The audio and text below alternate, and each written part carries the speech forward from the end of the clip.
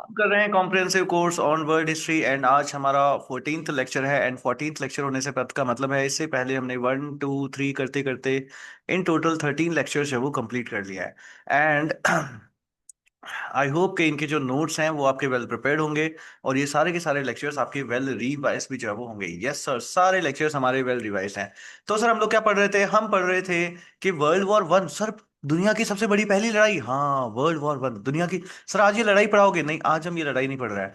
हम पढ़ रहे हैं कि इससे पहले छोटे छोटे छोटे मोटे छोटे छोटे ऐसे कौन कौन से इवेंट्स हुए जिसकी वजह से आपके पास ये दुनिया ना इतने बड़ी लड़ाई के अंदर आपके पास यहाँ पे जो है वो चली गई। तो वर्ल्ड वॉर 1 होने के पीछे आपके पास बीच में आपके पास क्या क्या कारण था, वो सारी चीजें जो हम लोग यहाँ पे पढ़ रहे थे। तो हमने थोड़ा बहुत लेक्चर के कल लास्ट वाले लेक्चर में हमने कवर कर लिया था।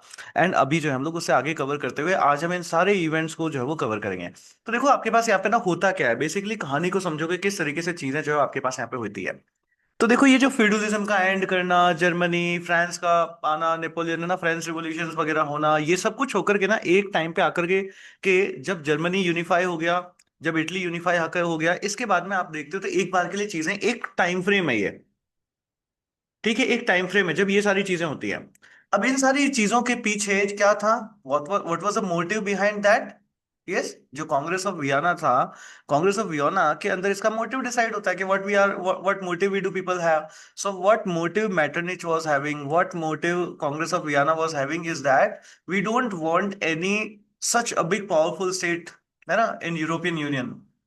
कि यूरोपियन यूनियन के अंदर हमको इतना बड़ा कोई पावरफुल स्टेट नहीं चाहिए जो आगे चल करके वापस यूरोप को जो है वो डिस्टेबलाइज कर सके। जैसे आपने पहले आप देखते हो कि फ्रांस ने जिस तरीके से डिस्टेबलाइज जो है वो कर देता था, तो ऐसा जो है वो उनको नहीं चाहिए होता था। बट हमने देखा कि सर टाइम के साथ ना चीजें उल्टी हो गई। होना तो यही था, मैटरनिश ने जो है वो 30 ईयर्स तक ऑलमोस्ट पूरी शांति वहां पे बनाए कर करके रखी थी, अपना पूरा दबदबा बना करके रखा था, किसी को भी इतना बड़ा पावरफुल स्टेट बनने नहीं दिया। बट जब 1848 का जब आपके पास यहाँ पे वापस रिवॉल्यूशन होता है, उसके बाद मैटरनिच को गद्दी से हटा दिया जाता है। एंड जब मैटरनिच को गद्दी से हटा दिया गया तो उसके बाद क्या होता है? तो उसके बाद वापस ये जो छोटे छोटे स्टेट, तो उन सबको लगता है कि मौका अब हमारे पास क्या है, अब हमारे पास मौका है। तो ये छोटे मोटे जो है छुटभैये थे, इन सब लोगों ने फिर से अपना, है ना, काम धंधा करना स्टार्ट किया कि लड़ाई भिड़ाई करेंगे अपन अपने। और फिर एक बार से आपके पास वापस कहते हैं ना कि चीजें स्टार्ट होती है और यूरोप फिर से डिस्टेबलाइज आपके पास यहाँ पे होने लग जाता है। हमने देखा था कि 2 साल तक, सॉरी, आने वाले 20 साल तक आपके पास चीजें बड़ी खराब तरीके से आपके पास यहाँ पे रही, फिर जर्मनी यूनिफिकेशन वगैरह और ये सारी चीजें हुई। तो इसके बाद हम देखते हैं कि जर्मनी ना बहुत बड़ा एक पावरफुल स्टेट बन गया। करेक्ट, जर्मनी बहुत बड़ा पावरफुल स्टेट समझ गया। अब ना एजेंडा समझना, एजेंडा समझना। जर्मनी का अब ये एजेंडा है कि जर्मनी का अब ये एजेंडा रहेगा कि अब इस पूरी जगह पे मेरे से बड़ा कोई नहीं होना चाहिए। करेक्ट, मेरे से बड़ा कोई नहीं होना चाहिए। प्लस ये जो दूसरे दूसरे देश है ना, ये कहीं दोस्ती करके मेरे से बड़े ना बन जाए। समझ रहे हो ना, ये सब कुछ आपस में दोस्ती करके ये लोग जो है वो बड़े ना बन जाए। तो अब जो ये आपके पास ये जो जर्मनी के यूनिफिकेशन से जर्मनी के बड़े बनने होने वाला जो कार्यक्रम है, ये जो पूरा एक टाइमलाइन चलता है, इसके बाद से लेकर के 1914 तक, जब तक ये वर्ल्ड वॉर 1 आपके पास यहाँ पे होता है, इस पूरे टाइम में ना एक बहुत बड़ा गेम चलेगा। गेम कैसा चलेगा कि पहले तो छोटे छोटे इवेंट होते जाएंगे, जिसमें जर्मनी का हमेशा ये एजेंडा रहेगा कि मैं कैसे भी करके ना मेरे से बड़ा किसी को ना बनने दूं। अब मेरे से बड़ा कैसे किसी को ना बनने दूं? या तो किसी को उलझाए रखो युद्ध युद्ध में, कि वहां पे छोटी बड़ी करते रहो कि वो युद्ध में हमेशा उलझा रहेगा। या फिर वो क्या करेगा, अलायंसेस बनाएगा। अलायंसेस, है ना, कभी ऑस्ट्रिया से दोस्ती कर ली, यस, कभी ब्रिटेन से दोस्ती कर ली, रशिया को हमेशा अपने पास रखा, यस, फ्रांस को हमेशा अलग करने की कोशिश करेगा कि फ्रांस हमेशा अकेला रहना चाहिए। फ्रांस को हमेशा आइसोलेट करने की कोशिश करेगा कि अगर फ्रांस ने, क्योंकि फ्रांस से कल हमने देखा ना, फ्रांस से पहले उसका एक दुश्मनी आपके पास है ही है। फिर कल उन्होंने फ्रांस का वो जो आपकी एक ट्रीटी हुई थी उसके थ्रू 2 रीजन इन्होंने एक हथिया लिए थे, तो फ्रांस गुस्से में था। फ्रांस से इनको हमेशा था कि कभी भी हमारे ऊपर जो है वो अटैक हो सकता है। और अगर अटैक हुआ तो इतने टाइम से जो डेवलपमेंट कर रहे हैं, जो इकोनॉमिक डेवलपमेंट किया है, वो सारा का सारा क्या है, ध्वस्त हो जाएगा। इसलिए जर्मनी ना बहुत बड़ा गेम खेलता है, हमेशा दिमाग लगाता रहेगा जर्मनी। और दिमाग लगाता रहेगा, और कैसे? उसका मोटिव हमेशा यही रहेगा कि फ्रांस को अलग रखो और इन सबसे दोस्ती करके अपने साथ बनाए रखो। बट आप देखते हो ना, हम अगर सबसे, जर्मनी चाहता है सबसे दोस्ती, बट उनकी भी तो आपसी दुश्मनियां हैं। वहां भी तो लोग दिमाग चला रहे हैं, वहां पे के राजा है वो भी तो दिमाग चला रहे हैं, वो भी एक्सपैंड करना चाहते हैं, वो भी बड़ा बनना चाहता है। ऑटोमन एम्पायर वीक होता है, जब ऑटोमन एम्पायर वीक होगा तो साइबेरिया जो है आपके पास वो एक बॉर्न ऑफ कंटेंशन बन जाएगा। किस किस के बीच में? ऑस्ट्रिया एंड रशिया के बीच में। ऑस्ट्रिया चाहेगा मैं साइबेरिया को कंट्रोल करूं, sorry Serbia, not Siberia, Serbia. Serbia को जो मैं कंट्रोल करूं, रशिया चाहेगा मैं कंट्रोल करके रखूं। रशिया इधर से सपोर्ट करके रखता है उनको। जर्मनी कहता है कि तुम मेरे दोनों दोस्त हो, तुम क्यों आपस में लड़ रहे हो। तो ये आपस में ना अलायंसेस बनाते रहेंगे। तो भी वर्ल्ड वॉर वन की तरफ हम जाते हैं ना, तब हमको दो चीजें पढ़नी होती है। एक तो पढ़ना होता है छोटे छोटे क्या क्या इवेंट्स हुए।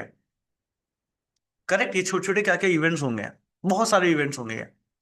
और फिर हमको देखना है कि कैसे ग्रुपिंग कैसे हुई, ये दोस्तियां कैसे हुई। जब वर्ल्ड वॉर वन में आप जाओगे तो दो ग्रुप्स होंगे ना आपके पास, तो ये ग्रुपिंग एक्चुअली हुई कैसे है, इनकी आपस में दोस्ती कैसे हुई है।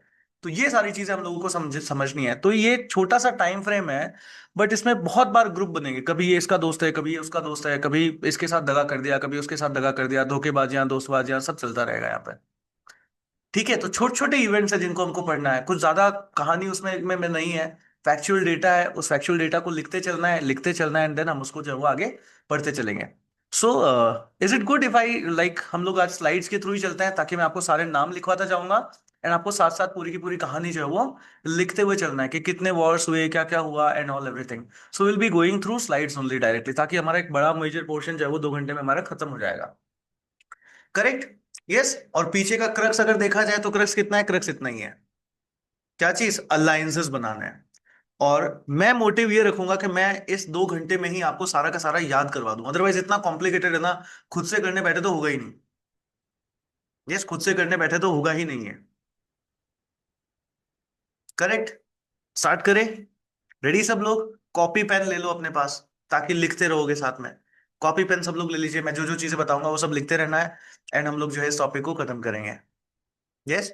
और मोटिव क्या है कि हमको आज का सेशन आज ही यहीं पे जो है वो खत्म करना है।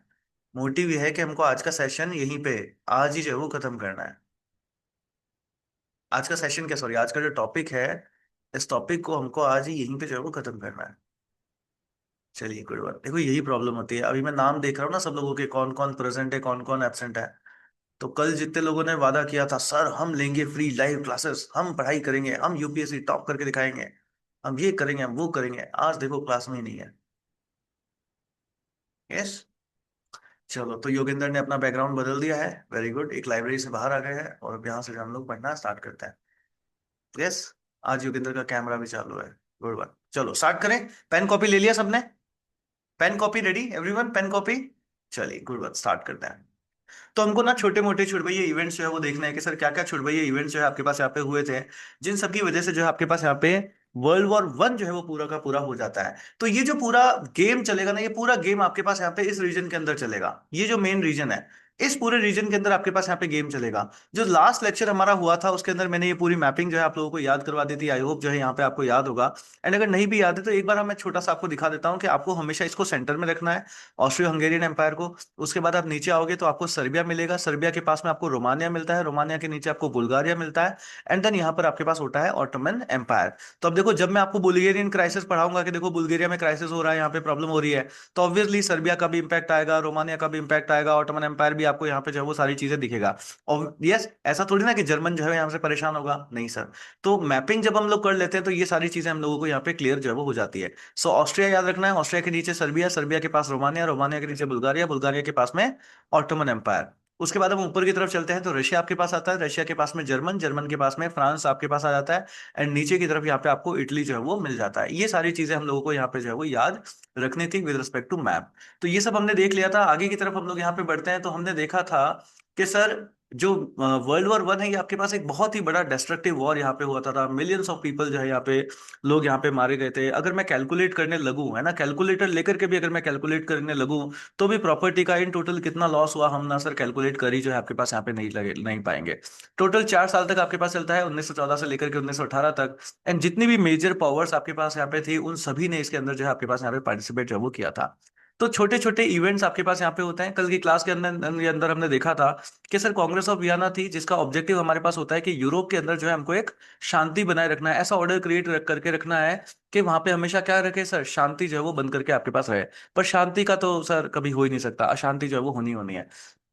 तो करीब 3 डिकेट्स तक जो है ये ऑर्डर आपके पास यहाँ पे बना रहा। मेटरनिच का एक ही ऑब्जेक्टिव होता है, that I will did not allow, थे ना, I will did not allow the peace of Europe to be disturbed by any other person, ना, by any other force of revolution. चाहे वो रिवोल्यूशन की फोर्स हो, चाहे वो इंपीरियलिस्टिक कोई भी फोर्स हो, बट मैं ऐसे एम्बिशंस को जो है वो कभी भी आगे आने ही नहीं दूंगा, उनको जो है वो उभरने ही नहीं दूंगा। तो ये मेटरनिच का आपके पास यहाँ पे ऑब्जेक्टिव जो है वो होता है। एंड 3 डिकेट्स तक जो है आपके पास काफी हद तक इसमें सफल भी जो है वो होता है। लेकिन लेकिन क्या हो गया सर, लेकिन उसके बाद में हो जाता है रिवोल्यूशन ऑफ 1848, जिसकी वजह से मैटरनिच को बोल दिया tata bye bye. Yes sir. तो यहां से टाटा बाय बाय बोल करके उनको जो है वो सीट से हटा दिया जाता है, उनको गद्दी से रिमूव कर दिया जाता है, और उनके हाथ से जो तख्ता था, यस सर, तख्ता पलटी आपके पास यहाँ पे हो जाती है। तो तख्त जो है इनके हाथ से यहाँ से चला जाता है। एंड उसके बाद जैसे ही इनके हाथ से तख्त गया, एंटायर यूरोप का पॉलिटिकल लैंडस्केप पूरे तरीके से इंस्टेबिलिटी चाह जाती है। सर मेरे को वो खलबली मच गई, यस, यहाँ पे पूरी की पूरी खलबली ही मच जाती है। पूरा का पूरा इंस्टेबिलिटी आपके पास यहाँ पे आ जाती है। सब हर छोटा मोटा ना यही सपना देखेगा कि मैं नेपोलियन बनूंगा, मैं इतना बड़ा बनूंगा, पूरा सारा साम्राज्य मैं ही हत्या लूंगा। हर किसी के जो दबे दबे सपने थे ना एकदम से बड़ा बनने के, वो सारे बोले अब सपना हमारा पूरा होगा, अब हम करके दिखाएंगे, पूरा यूरोप अब हम जो है लेकर के दिखाएंगे। और सबने छुड़वाइए छोटे मोटे इवेंट जो है वो करने जो है वो स्टार्ट कर दिए। क्लियर यहाँ तक? यस यहाँ तक। चलिए तो आगे जो हम लोग बढ़ते हैं। सर किसी ने ना मैसेज किया है, देख लो क्या लिखा है सबने, सिस्टम रीसेट हुआ है, क्या बात है योगेंद्र, वेरी गुड। तो ये सारी चीजें जो है आपके पास यहाँ पे हो जाती है। फिर क्या होता है सर, फिर तो 2 डिकेट्स तक आपके पास यहाँ पे बहुत सारी छुटभैया लड़ाई आपके पास चलती है। इटली और जर्मनी का यूनिफिकेशन आपके पास हो जाता है, और जर्मनी जो है बहुत बड़ा पावरफुल स्टेट आपके पास यहाँ पे बन करके जो है वो उभर के आ जाता है। एंड फ्रांस और ऑस्ट्रिया हंगरी ये ऐसे दबे पांव बैठे बैठे देखते हैं, ये इतना बड़ा बन कैसे गया बे, ऐसे कैसे बड़ा बन गया। और इन दोनों के बीच में अब यहां से आपके पास स्टार्ट हो जाती है एक राइवलरी, कि आज से नए दुश्मन कौन है, आज से नए दुश्मन है हम। एक तरफ जर्मनी, एक तरफ फ्रांस एंड ऑस्ट्रिया हंगरी, ये सारे के सारे आपके पास यहाँ पे जो है वो ईगो के लिए, प्रेस्टीज के लिए, टेरिटरी के लिए, धन के लिए, हथियार के लिए, हर चीज के लिए लड़ते रहेंगे।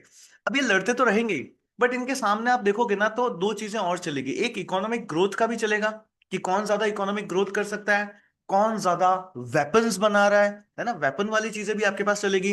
इंडस्ट्रियलाइजेशन का भी चलेगा, कि कौन कितना इंडस्ट्रियलाइज आपके पास यहाँ पे जो है वो हो रहा है। तो 3 फ्रंट के ऊपर चीजें आपके पास चलेगी। यस, पावरफुल कौन ज्यादा हो रहा है, इकोनॉमी किसके पास ज्यादा है, वेपन्स किसके पास ज्यादा है, वेपन्स कौन जो है आपके पास यहाँ पे ज्यादा है, और कौन इंडस्ट्रियल ग्रोथ भी आपके पास यहाँ पे जो है वो ज्यादा कर रहा है। तो ये सारी चीजें आपके पास यहाँ पे जो है वो चलने लगती है। अब देखते हैं कि सर कौन कौन से ऐसे इवेंट्स हुए जिसके थ्रू धीरे धीरे ना यहाँ पे चीजें स्टेबलाइज डीस्टेबलाइज आपके पास होने जो है वो लगती है। तो कल हमने देखा था कि सर ये एल्सेस और ये लॉरेन वाला, ये जो क्या है, ये एल्सेस, हाँ, और ये लॉरेन वाला, ये जो है ना आपके पास ये जगह जो है वो एनेक्स कर ली जाती है। तो पहले अगर हम लोग देखते हैं तो फ्रेंको प्रुशियन वॉर से पहले जब आपके पास ये फ्रांस के पास ये टेरिटरी थी, उसके बाद हम लोग सॉरी, ये फ्रेंको प्रुशियन वॉर के थ्रू ये फ्रांस के पास ये टेरिटरी जो है आपके पास यहाँ पे आ जाती है। उससे पहले अगर हम देखते हैं तो रोमन एम्पायर के पास में ये टेरिटरी थी, जो लुइस आपके पास, सर लुइस फिलिप, अरे लुइस फिलिप नहीं, लुइस 14वें और लुइस जो है वो आपके पास 15th, इन लोगों ने जो है आपके पास इस रीजन को पहले कंट्रोल करके जो है वो आपके पास रखा था। फिर ये फ्रांस के पास में आ जाता है। तो ये वाला जो रेड कलर का रीजन दिख रहा है ना, हाँ सर, ये जो है आपके पास इन दोनों के बीच में बोन ऑफ कंटेंशन जो है वो बन जाता है। तो पहले से ही देखो जर्मनी फ्रांस से परेशान तो था ही था, क्यों सर, नेपोलियन एक्सटेंशन हुआ था। यहाँ पे जब भी सर वो मेटरनिच वाला स्टेटमेंट बोल दो ना, वो अगर बोल दोगे तो हमको सब समझ में आ जाएगा। बेटा मेटरनिच ने ऐसा क्या कहा था, सर मेटरनिच ने कहा था ना कि फ्रांस में अगर किसी को छींक भी आए तो पूरे यूरोप को जुकाम लग जाता है। Yes sir. तो इस वजह से जर्मनी, यूरोप, सारे लोग इनसे परेशान तो जो है वो थे ही थे। फिर आपके पास क्या होता है, तो ट्रिटी ऑफ फ्रैंकफर्ट आपके पास हो जाती है। ट्रिटी ऑफ फ्रैंकफर्ट के थ्रू आपके पास ये दोनों ही रीजन जो है वो जर्मन एम्पायर के पास में चले जाते हैं। तो क्या फ्रांस को अच्छा लगेगा? नहीं सर, बिल्कुल ही नहीं लगेगा। क्या फ्रांस के पास अभी कोई वो कहते हैं ना इसके अलावा और कोई चारा है? सर इसके पास कोई चारा भी नहीं है। तो वो क्या करेगा, वो चुपचाप बैठे बैठे, उसने ये एम्पायर दे तो दिया, ये दोनों रीजन इसको दे तो दिए, मगर धीरे धीरे जो मन के अंदर इनकी दुश्मनी थी ना, वो अब और ज्यादा गहरी होती रही। जितने वो पहले अपने खून के प्यासे थे ना, हाँ सर, अब वो और बड़े खून के प्यासे आपके पास यहाँ पे होने लग गए। बोले बस मौका आने दो, ऐसा चौका छक्का मारेंगे ना, बताएंगे तुमको कैसा। तो ये चीज आपके पास यहाँ पे, तो इस तरीके से फ्रांस और जर्मनी के बीच में राइवलरी आपके पास बहुत ज्यादा आपके पास यहाँ पे जो है वो बढ़ जाती है, क्योंकि पावर शिफ्ट हुआ है ना। अगर हम देखें इन सबसे पहले फ्रांस बहुत पावरफुल था, बट अब जर्मनी बहुत ज्यादा पावरफुल हो गया है। तो ये चीज है। फिर आप सर्बिया के अंदर देखते हो ना, तो नेशनलिज्म की आग भड़काई जाती है कि मतलब छोटा सा देश है, इसके अंदर नेशनलिज्म नेशनलिज्म नेशनलिज्म जो है वो भड़काओ। तो यहाँ पे नेशनलिज्म बढ़ता है, तो जो भी इसको कंट्रोल करना चाहता है ये उसको तंग करके रखता है, भैया हमको नेशनल होना है, हमको जो है वो रिपब्लिक होना है, हमको जो है वो अपना इंडिपेंडेंस जो है वो चाहिए। एंड ऑब्वियसली इसको सब सपोर्ट करेंगे, इसको सभी सपोर्ट करेंगे। इसको सर सभी सपोर्ट क्यों करेंगे? क्योंकि जब इसको सपोर्ट करेंगे तो इसको जो कंट्रोल करने वाला एक बड़ा पावर का दावा करने वाला आपके पास है, वो हमेशा क्या रहेगा? वो सर हमेशा यहां पे एंगेज रहेगा, वो हमेशा यहां पे एंगेज रहेगा, तो वो ज्यादा खुद को बड़ा कर ही नहीं पाएगा। अंडरस्टूड? ये जियो पॉलिटिक्स होती है, ये जियो पॉलिटिक्स होती है। क्या लगता है कि अगर ऑस्ट्रिया कुछ बड़ा थोड़ा इकोनॉमिक थोड़ा स्टेबल होने लगा ना, एक काम करो, सर्बिया में जो है वो चीजें थोड़ी सी खराब करो, फिर उसका पूरा ध्यान वहां चला जाएगा, हम ग्रोथ कर लेंगे।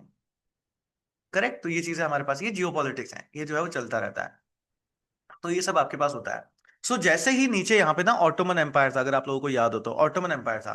तो ऑटोमन एम्पायर जैसे ही आपके पास यहाँ पे वीक हुआ, तो बाल्कन स्टेट के अंदर, बाल्कन रीजन के अंदर आपके पास यहाँ पे प्रॉब्लम जो है वो आने लग जाती है। हमने देखा कि सर सर्बिया के अंदर नेशनलिज्म की एक वेव आ जाती है, सब कहते हैं हमें इंडिपेंडेंट होना है। और ये जो है आपके पास इस पूरे बाल्कन रीजन का, इस पूरे पेनिनसुला के अंदर जो है वो कहते हैं ना अशांति करने वाला रीजन जो आपके पास यहाँ पे बन जाता है। तो देखो कैसे कैसे चीजें आपके पास यहाँ पे होती है। तो सर्बिया ने अपना 1804 के अंदर स्ट्रगल अपने पास यहाँ पे स्टार्ट करता है, लिख लेना। एंड इसके बाद ये कारा जॉर्ज आपके पास है, इनके आपके पास ये लीडर होते हैं, क्या नाम है? कारा जॉर्ज जो है आपके पास यहाँ पे लीडर इनके पास होता है। अब रशिया ने इनको 1812 तक, 1812 तक तो जो है वो रशिया ने इनको सपोर्ट किया। बट उधर आप देखते हो तो नेपोलियन के एक्सपेंशन की वजह से, इनके इन्वेजन की वजह से रशिया जो है उधर बिजी हो गया। जैसे ही रशिया आपके पास यहाँ पे बिजी हो जाता है, तो टर्की को देखता है कि भैया मौका मिल गया है। टर्की देखता है मौका मिल गया है, रशिया बिजी हो गया है, सर्बिया को कंट्रोल कर लो, सर्बिया को कंट्रोल कर लो। तो टर्क्स ने इस टाइम का एडवांटेज उठाया और एंड दे री establish their control over the Serbia. अब क्या रशिया को ये बात अच्छी लगेगी? नहीं सर, रशिया को ये बात अच्छी नहीं लगेगी। बट रशिया करता क्या? रशिया तो बिजी था जैसा। तो टाइम पास होता गया, दिन महीने साल गुजरते गए, और 1877 का आपके पास टाइम आता है जब रशिया ने कहा, कहा है बे टर्की, क्या कर रहे हो आजकल? बोले कुछ नहीं सर, बैठा है। बोले वो जो ससुरा इतना टाइम गया, उसमें तुमने बैठे बड़े क्रिश्चियन लोगों को बड़ा परेशान किया है। बोले अच्छा, क्या कर लोगे? तो बोले बस अथ प्रवीणा, अब हम तुम्हारे ऊपर करेंगे हमला। Yes sir. तो इन सब कारणों को लेकर के आपके पास रशिया टर्की के ऊपर जो है आपके पास यहाँ पे हमला कर देता है। अब जैसे कि वो कहते हैं एक बड़ा स्टेट, इतने दिन तो देखो सर्बिया छोटा सा चुपचाप बैठा रहा, टर्की ने कंट्रोल कर लिया तो चुपचाप बैठा रहा, बोले क्या करे क्या करे, कंट्रोल कर लिया है हमारे ऊपर, बड़ा देश आया है।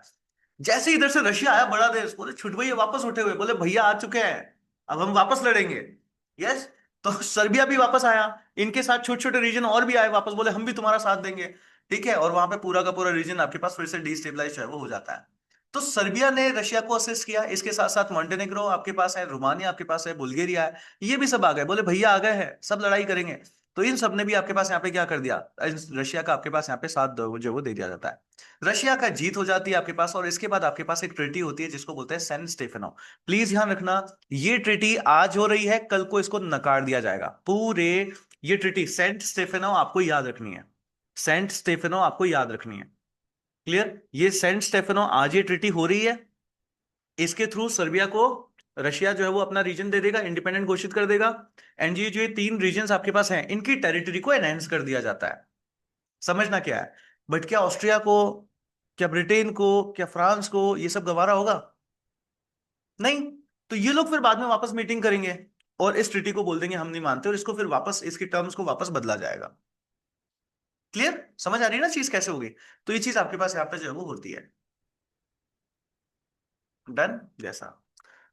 सो क्या हुआ आपके पास, ये ट्रीटी याद रखनी है, सैन स्टेफेनो की ट्रीटी आपके पास यहाँ पे होती है। इन्होंने सर्बिया की कंप्लीट इंडिपेंडेंस को एक्सेप्ट कर लिया कि सर्बिया हमारे पास कैसा है, कंप्लीट इंडिपेंडेंस आपके पास है। मॉन्टेनेग्रो, रोमानिया, इनकी टेरिटरीज को आपके पास यहाँ पे जो है वो बढ़ा दिया जाता है, ये चीज आपके पास यहाँ पे करी जाती है। उसके बाद आप यहाँ पे देखते हो कि जब ये रशियो टर्किश वॉर आपके पास यहाँ पे हुआ, तो जो ट्रीटी ऑफ सेंट स्टेफनो आपके पास थी, उसको बाल्कन रीजन में इसका बहुत बड़ा इंफ्लुएंस आपके पास यहाँ पे आने लगता है।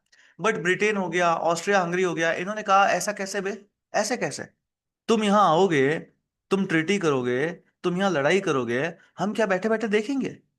हम तुम जो कहोगे एक्सेप्ट कर लेंगे? ऐसा कैसे ना। तो इन्होंने कहा हम जो है इसको एक्सेप्ट नहीं करते।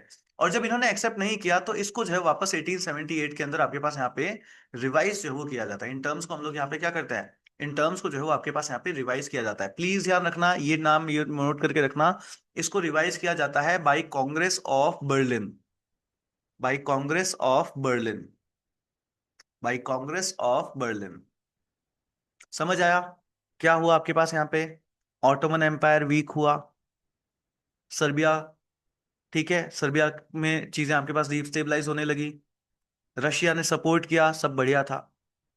बट रशिया में उधर नेपोलियन का इंपैक्ट आने लगा, रशिया ने अपना सपोर्ट ले लिया क्योंकि रशिया उधर बिजी हो गया। तो इधर से जो दूसरे रीजन्स आपके पास थे, टर्की थे, उन्होंने देखा कि सर्बिया के ऊपर अब कंट्रोल किया जा सकता है, उन्होंने सर्बिया के ऊपर जो है वो कंट्रोल कर लिया। यस, सर्बिया के ऊपर कंट्रोल कर लिया। अब रशिया चुपचाप बैठा है, जैसे ही रशिया फ्री होगा, रशिया ने रीजन देखा।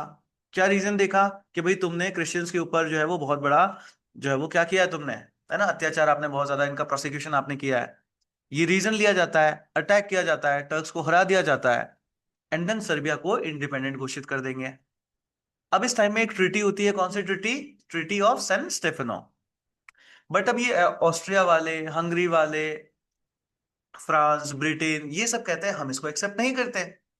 तो फिर इसकी ट्रीटी की टर्म्स बदली जाती है, एक मीटिंग बुलाई जाती है, उस मीटिंग को बोलते हैं Congress of Berlin, and Congress of Berlin के थ्रू इसकी टर्म्स को बदली जाती है।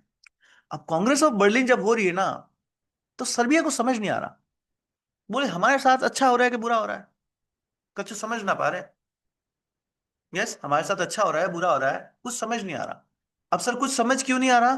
तो प्रॉब्लम इनकी ये होती है कि रशिया के साथ एक, नहीं सॉरी, रशिया क्या, सर्बिया के साथ एक चीज तो अच्छी हुई।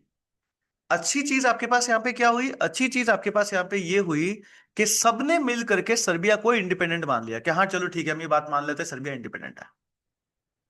सर्बिया खुश, बोले आज तक सिर्फ रशिया मान रहा था, अब सब मान रहे हैं, वेरी गुड, हम इंडिपेंडेंट हो गए, नेशनलिज्म के थ्रू यही चाहिए था। बट फिर धीरे से दूसरी वाली लाइन भी पास करता है, बोले बट तुम्हारे ऊपर ना ऑस्ट्रिया और हंगरी का कंट्रोल रहेगा।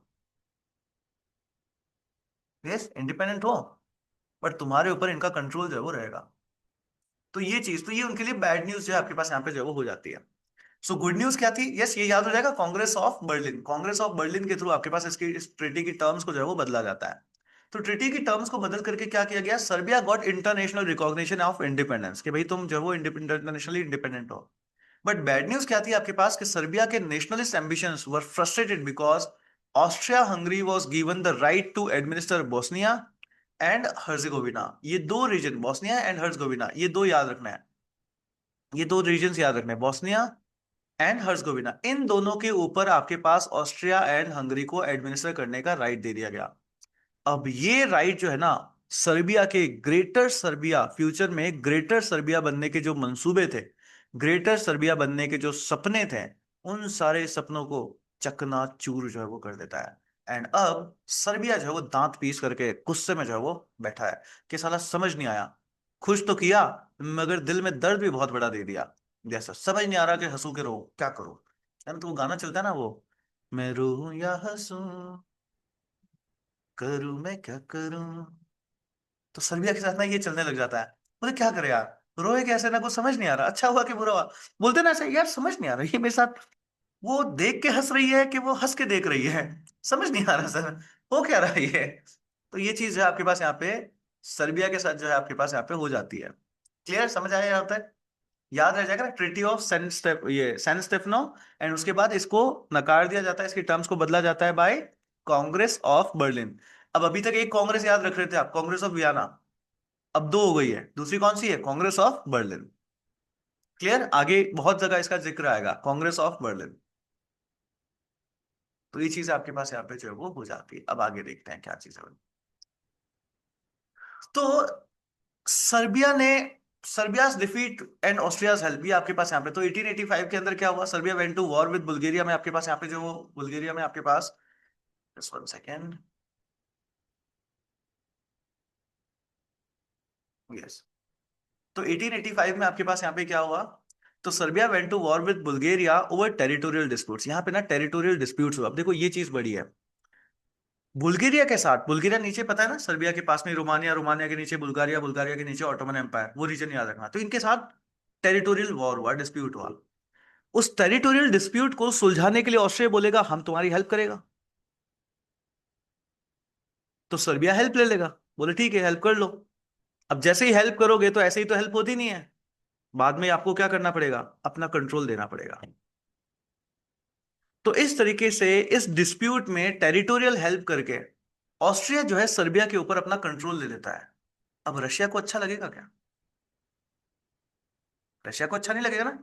रशिया को ये चीज अच्छी नहीं लगेगी। बस ये खेल समझते रहो, पूरे टाइम में यही चलता रहेगा। ये इसके ऊपर कंट्रोल ले लेगा, फिर वो गुस्सा हो जाएगा, वो आकर वापस कंट्रोल छुड़वा लेगा, ये गुस्सा हो जाएगा। करेक्ट, ये सारी चीजें आपके पास। जर्मनी अभी आराम से बैठा है, बोले लड़ने दो इनको, अपन को यही चाहिए था, है ना, कि कुछ ज्यादा बड़ा नहीं होना चाहिए, बस ठीक है आपस में, मेरे से बड़ा कोई भी नहीं होना चाहिए, जर्मनी खुश है। क्लियर। तो ये चीज आपके पास यहाँ पे जो है वो चलती है। सो 1885 के अंदर बुल्गारिया के साथ टेरिटोरियल डिस्प्यूट होता है। इस डिस्प्यूट के अंदर सर्बिया जो है वो बुरी तरह से हार जाता है। तो ऑस्ट्रिया और हंगरी कहते हैं कि भाई हम जो है तुमको step in diplomatically and military to prevent Bulgaria from taking over Serbia entirely, कि भाई ये कहीं सर्बिया को पूरी तरीके से ना हथिया ले, इसलिए हम जो है वो इनकी हेल्प करते हैं। और इस रेस्क्यू की सर्बिया को एक प्राइस देनी पड़ती है। Serbia became politically and economically dependent on Austria and Hungary. Clear. तो इस तरीके से सर्बिया का जो पहले तो सिर्फ दो रीजन आपके पास ऑस्ट्रिया के एडमिनिस्ट्रेशन में थे, अब एंटायर सर्बिया आपके पास ऑस्ट्रिया और हंगरी के कंट्रोल में आपके पास यहाँ पे जो है वो चला जाता है। So Serbia is under Austrian control आपके पास। सो आफ्टर 1885 आपके पास यहाँ पे क्या होता है, तो 1885 के बाद आप यहाँ पे देखते हो तो सर्बिया की जो फॉरेन पॉलिसी है it was basically dictated by Austria and Hungary. The ruling monarch king Alexander जो आपके पास थे was pro Austrian and kept Serbia aligned with Vienna's interest, जो वियना का इंटरेस्ट था कि भाई हम किसी को इतना बड़ा जो है वो नहीं बनने देंगे एंड ऑल। तो उसके साथ जो है वो आपके पास यहाँ पे अलाइन जो है वो रहते हैं। तो ये आपके पास सर्बिया के पूरा इश्यू जो है आपके पास यहाँ पे चलता है। उसके बाद 1903 के अंदर आप यहाँ पे देखते हो तो एक टर्निंग पॉइंट आपके पास यहाँ पे आता है। क्या होता है कि नेशनलिस्ट जो यहाँ पे थे उन्होंने आपके पास यहाँ पे कोप जो है आपके पास कर दिया, किंग अलेक्जेंडर को यहाँ पे हरा दिया, किंग ड्रेगा को आपके पास यहाँ पे हरा देते हैं, है ना, हटा देते हैं, पूरा तख्ता पलटी आपके पास यहाँ पे हो जाती है। And this brought the pro Russian, अब रशिया आ गया ना वापस, रशिया को अच्छा नहीं लग रहा था। तो जो प्रो रशिया, ऑब्वियसली इसको नेशनलिस्ट को सपोर्ट कौन करेंगे, रशिया वाले इसको सपोर्ट करेंगे। एंड रशिया के सपोर्ट से ये यहाँ पे तख्ता पलटी कर देते हैं, और तख्ता पलटी करने के बाद यहाँ पे जो प्रो रशियन डायनेस्टी आपके पास है वो वापस यहाँ पे पावर में जो है वो आ जाती है। And after this Serbia moved away from Austrian control, Austria के कंट्रोल से दूर होने लग जाती है, and began aligning with the Russia, बड़ा बेईमान। Yes sir. तो रसिया के साथ जो है ये आपके पास क्या कर देती है, अलाइन हो जाती है। और ये जो इंक्रीज टेंशन चल रही है ये क्या करेगा, आगे जाकर के वर्ल्ड वॉर 1 के अंदर आपके पास रीजन बनेगा। ये समझ आया सर्बिया का पूरा इश्यू। करेक्ट। क्या चीज आपके पास हुई, ऑटोमन एम्पायर का डिक्लाइन हो रहा है, सर्बिया जो है आपके पास डिस्टेबलाइज, बाल्कन रीजन पूरा डिस्टेबलाइज हो रहा है। Then correct. यस। पहले रशिया सर्बिया का सपोर्ट कर रहा था, तो किसी की कोई हिम्मत नहीं हो रही थी कि रशिया को कुछ भी कहे। बट रशिया फिर नेपोलियन के अंदर बिजी हो गया, तो फिर आपके पास इधर से टर्क्स ने किसने किया, टर्क्स ने सर्बिया को अपने कंट्रोल में ले लिया। उसके बाद आपके पास क्या हो रहा है, तो यस रशिया वापस आता है, बोलता है तुमने क्रिश्चियंस का प्रोसिक्यूशन किया है, हम तुम्हारे ऊपर हमला करेंगे। उनके ऊपर हमला करते हैं, सर्बिया वाले सब आते हैं कि हम जो है तुम्हारा साथ देंगे। और उसके बाद आपके पास रशिया वहां पे जीत जाता है। और रशिया जीत करके कौन सी ट्रीटी करता है आपके पास, जल्दी लिखेंगे सारे, चैट बॉक्स में लिखिए सारी। कौन सी ट्रीटी करता है Russia, treaty of Saint Stefano. Treaty of Saint Stefano. Treaty of Saint Stefano के थ्रू क्या हुआ, सर्बिया को इंडिपेंडेंट घोषित कर दिया गया, और जो बाकी छोटे मोटे रीजन थे उन सबकी आपके पास टेरिटरीज बढ़ा दी जाती है। बट फिर ऑस्ट्रिया और हंगरी वाले कहते हैं कि हम क्या करें, बैठे बैठे देखें, तुम यहाँ पे ये सब करते रहोगे, हम यहाँ पे ऐसे ऐसे बैठे बैठे देखें। तो वो कहते हैं हम इसको एक्सेप्ट नहीं करते, और एक मीटिंग बुलाता है ना, बोलते करिए मीटिंग मीटिंग। तो मीटिंग जो है आपके पास यहाँ पे बुलाई जाती है, और मीटिंग बुला करके क्या करा जाता है आपके पास, कांग्रेस ऑफ बर्लिन, क्या होगा, कांग्रेस ऑफ बर्लिन। तो कांग्रेस ऑफ बर्लिन आपके पास यहाँ पे होती है, और उसके थ्रू क्या करते हैं, सर्बिया को समझ नहीं आता कि मैं रोऊं या हंसूं, करूं मैं क्या करूं, समझ ही नहीं आता। बोले एक तरफ तो कह रहे हैं कि तुम इंडिपेंडेंट हो, दूसरी तरफ से एडमिनिस्टर भी कर रहे हैं, क्या चल क्या रहा है भैया, कुछ समझ नहीं आ रहा। तो रशिया वाले बोलते हैं कि रुको तुम अभी देखते हैं तुमको। करेक्ट, ये चीज होती है। उसके बाद क्या होता है, तो बुल्गारिया बुल्गारिया और सर्बिया के बीच में टेरिटोरियल डिस्प्यूट्स है, तो सर्बिया को बचाने के लिए कि कहीं बुल्गारिया वाले पूरा का पूरा कंट्रोल ना कर ले, ऑस्ट्रिया और हंगरी वाले आकर के इनको सपोर्ट करते हैं, और धीरे धीरे ऑस्ट्रिया का पूरा ऑस्ट्रिया जो है सर्बिया के ऊपर पूरा अपना कंट्रोल ले लेता है। अब सर्बिया के अंदर नेशनलिज्म की वेव तो थी रशिया वाला आता है, बोला ऐसा कैसे तुम सपोर्ट ले लोगे, यस हम नेशनलिज्म को सपोर्ट करते हैं। तो नेशनलिस्ट रशियन सपोर्ट से आपके पास वहां पे क्या कर देते हैं, फिर से तख्ता पलटी कर देते हैं, और अब एक डायनेस्टी आती है जो वापस प्रो रशियन आपके पास होती है। अब जब प्रो रशियन होगी तो ऑस्ट्रिया को अच्छा लगेगा नहीं, और रशिया वाले भी बोलेंगे हाँ कुछ कुछ करते रहो, तुम कुछ ना कुछ जो है वो करते रहो, ताकि रीजन आपके पास कैसा रहे, डिस्टेबलाइज जो है वो रहे। और ये जो खुरापात पूरी चल रही है ये आगे जाकर के वर्ल्ड वॉर 1 में कन्वर्ट हो जाती है। ये पूरा क्लियर समझ आया? क्या चीज चली आपके पास, ये एक इवेंट है, ये तो एक इवेंट है। अभी दो इवेंट्स हो गए आपके ना, एक वो रीजन को हथियाना जो फ्रांस और रशिया के बीच में था, और दूसरा हम लोगों ने देखा सर्बिया का नेशनलिज्म। दो इवेंट्स हो गए याद, दो इवेंट्स डन। चलिए नेक्स्ट थर्ड इवेंट देखते हैं। थर्ड इवेंट हम लोग देखते हैं, थर्ड इवेंट आपके पास होता है Moroccan crisis. Moroccan crisis, Moroccan में प्लीज ध्यान रखना इन टोटल आपके पास दो बार क्राइसिस होंगे यहाँ, दो बार आपके पास यहाँ पे क्राइसिस होंगे। So the Moroccan crisis refers to two international disputes between European powers over the control and influence of Morocco in the early 20th century, both of which increased tensions leading to the World War One.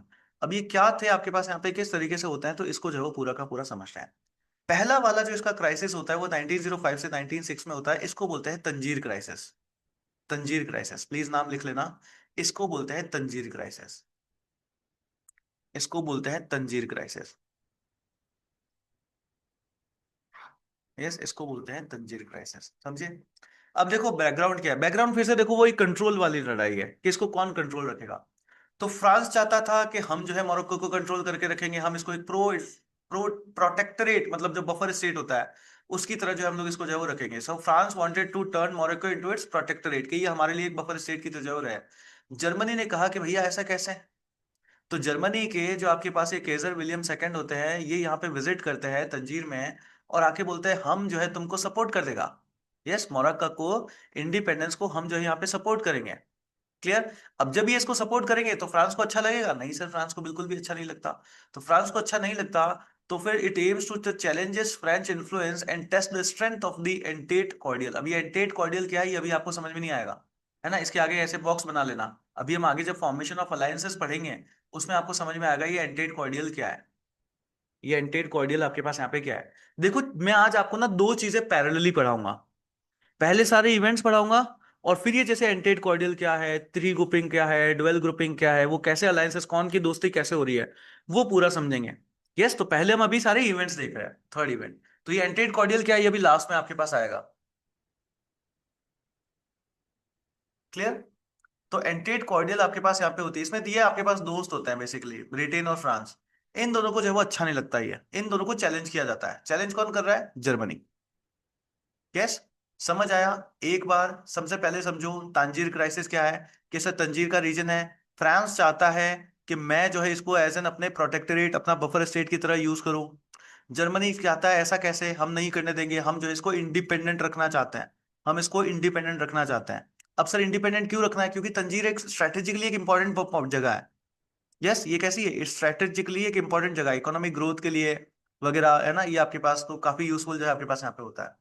अब result देखो क्या होगा, result आपके पास होता है आपके पास एल्जेरियस conference, इसके बाद एक कॉन्फ्रेंस बुलाई जाती है कि चलो आओ भाई करिए मीटिंग मीटिंग। तो एक मीटिंग बुलाई जाती है, ठीक है, इस इश्यू को सेटल करने के लिए आपके पास एक मीटिंग बुलाई जाती है, इसको बोलते हैं एल्जेसिरस। एल्जेसिरस कॉन्फ्रेंस, एल्जेसिरस क्या बोलेंगे यार, Algeciras conference, Algeciras conference, meeting meeting, करिए मीटिंग मीटिंग, बुलाइए मीटिंग मीटिंग, अलहुआ मीटिंग। यस सर, तो अलहुआ मीटिंग कॉन्फ्रेंस बुलाई जाती है इस इश्यू को डिस्कस करने के लिए। सारी कंट्री ने आपके पास यहाँ पे क्या किया, most countries were with France, Germany was diplomatically isolated. सारी की सारी कंट्रीज आपके पास फ्रांस के साथ थी, जर्मनी जो है यहाँ पे डिप्लोमेटिकली आपके पास कैसा हो गया, आइसोलेट जब हो गया।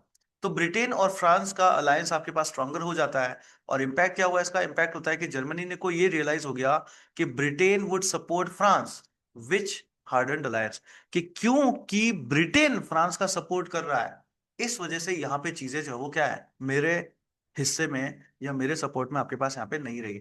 तो इस पूरे का अगर मैं आउटकम देखूंगा ना, अभी जब हम अलायंसेस बनाएंगे आपको समझ में आएगा कि जर्मनी को आगे जाकर के ये समझ में आएगा कि जो मैं ये रशिया और ऑस्ट्रिया और इन सब के साथ खेल रहा हूं ना, मैंने ब्रिटेन के ऊपर तो ध्यान ही नहीं दिया। जर्मनी का एकमात्र एजेंडा चलेगा अभी जब हम पढ़ेंगे, कि फ्रांस से डर था ना इसको, कि फ्रांस को आइसोलेट करके रखो, इसकी किसी से दोस्ती नहीं होने देनी है, जर्मनी का ये एजेंडा चलेगा। और मेरे को और कोई बड़ा स्टेट जो है बनना नहीं चाहिए, मैं सबसे पावरफुल होना चाहिए, इसलिए बाकी सबको डिस्टेबलाइज करके रखेगा। और कभी कभी कभी इससे अलायंस बना लिया, कभी इससे अलायंस बना लिया, इस तरीके की चीजें करेगा। बट जर्मनी ना ब्रिटेन पे ध्यान ही नहीं दिया कि ब्रिटेन भी तो आ सकता है। ये यहां से जर्मनी को समझ में आता है। और फिर आप आगे देखोगे कि जर्मनी किस तरीके से ब्रिटेन से भी फिर बाद में आगे चल के दोस्ती जो है वो करने की कोशिश जो है वो करेगा। तो ये आपके पास होता है तंजीर क्राइसिस। क्लियर? यस। चलिए सर, अब इसके बाद सेकंड आपके पास यहाँ पे आता है अगादिर क्राइसिस। अगादिर में आपके पास वापस क्या है, वही चीज है सर आपके पास। फ्रांस ने अपनी जो है वो आपके पास सेना जो है यहाँ पे भेज दी to suppress rebellion in Morocco. Morocco के अंदर जर्मनी वालों ने जो है वो थोड़ा सा वो कहते हैं ना कि चलो चलो हम तुमको सपोर्ट करते हैं, तुम जो है वो रिबेलियन करो। तो इन्होंने जो है वो अपना रिबेलियन करवाया यहाँ पे। उस रिबेलियन को सप्रेस करने के लिए फ्रांस जो है अपनी सेना को जो है वो भेज देता है। And Germany saw it an attempt to fully annex the country, कि जर्मनी को लगा कि भैया ये जो है वो अटेम्प्ट हो रहा है कि जो ये मोरक्को वाला रीजन है इसको ये लोग जो है पूरी तरीके से अपने कंट्रोल में जो है वो ले लेंगे। तो जर्मनी ने क्या किया, जर्मनी ने एक गन बोट पैंथर यहां पर आपके पास यहाँ पे जो है वो भेज दी। क्लियर? जो अगादिर का पोर्ट था वहां पर आपके पास एक गन बोट भेज देते हैं, पैंथर जो है आपके पास यहाँ पे जैक स्पैरो जो है वो लेकर के आ जाता है इसको। यस, गन बोट आपके पास यहाँ पे आ जाती है। रिएक्शन क्या होगा आपके पास यहाँ पे कि सर इतना गोला मारेंगे, इतना गोला मारेंगे, इतना गोला मारेंगे कि सब धुआं धुआं कर देंगे। यस, इतना गोला मारेंगे, इतना गोला मारेंगे, इतना गोला मारेंगे कि सब धुआं धुआं जो है आपके पास यहाँ पे कर देंगे। तो रिएक्शन आपके पास यहाँ पे क्या हुआ कि Britain feared Germany might establish a naval base there. Britain को लगा कि जर्मनी अपनी गन बोट को वहां पर लेकर के आ रहा है और वो मोरक्को के अंदर अपनी एक नेवल बेस बना देगा। अब देखो, अगर आपने अपनी नेवल बेस यहां पे बना दिया और ओशियन के थ्रू सारा का सारा ट्रेड चल रहा है, तो आप तो पूरे के पूरे ट्रेड को ही कंट्रोल कर लोगे। आप तो पूरे के पूरे ट्रेड को ही कंट्रोल कर लोगे। कितना बड़ा डर है ये। क्या ये होना देना चाहेंगे कोई भी दूसरे देश? नहीं सर, कोई भी दूसरे देश ये सब नहीं होने देना चाहेंगे। तो अब यहाँ पे क्या होगी, फिर अब यहाँ पे टेंशन जो है वो बढ़ेगा। So Britain and France stood firm together, ये दोनों साथ में आ गए, बोले हम जो वो देखेंगे देखेंगे इनको, दोनों साथ में दोस्ती करके आते हैं। Germany back down but was given some territory in the French Congo as compensation. Germany back down पे चला जाता है एंड उसको एज एन कंपनसेशन थोड़ी सी टेरिटरी जो है आपके पास यहाँ पे दी जाती है। एंड मोरक्को जो है अब आपके पास ऑफिशियली फ्रेंच का प्रोटेक्टरेट आपके पास यहाँ पे 1912 के अंदर बन जाता है। बट अब अगेन, क्या जर्मनी को अच्छा लगेगा? पीछे तो हो गया, बट क्या अब जर्मनी को अच्छा लगेगा? नहीं ना। तो पहले लोरेन वाला स्टेट जर्मनी ने फ्रांस से ले लिया था, फ्रांस को अच्छा नहीं लग रहा। फ्रांस बिल्कुल ऐसे बैठा है कि देख लेंगे तुमको। अब मोरक्को वाला रीजन जर्मन के हाथ से चला गया। अब जर्मन बैठा है पड़े, तुमको भी देखेंगे अब, है ना। ब्रिटेन वालों को साथ में ला करके तुमने गेम किया तो है, और देखते हैं अभी तुमको भी आगे जाकर के। यस, अब ये भी वापस क्या है, इसकी खुन्नस भी कब निकाली जाएगी? जब 1914 में वर्ल्ड वॉर होगा। यस, इसकी खुन्नस वहां पे जो है आपके पास, तो अभी क्या है, सब खुन्नस से आ रहे हैं, सब में हल्की हल्की खुन्नस भरी जा रही है।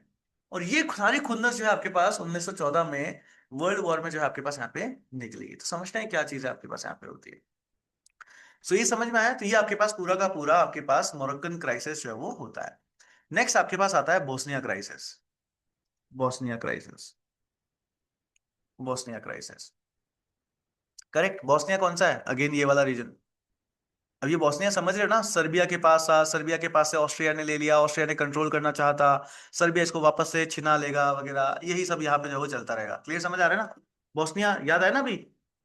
सेंट स्टेफनो के बाद में जब बर्लिन की आपके पास कांग्रेस ऑफ बर्लिन होती है, तो कांग्रेस ऑफ बर्लिन में बोस्निया और ये जो एक दूसरा रीजन था, यस, जिसका मैं नाम पढ़ता हूँ तो मेरी टंग ट्विस्ट हो जाती है तो मुझे उसका नाम नहीं पढ़ने में आता, तो टंग ट्विस्टिंग हो जाती है मेरे लिए।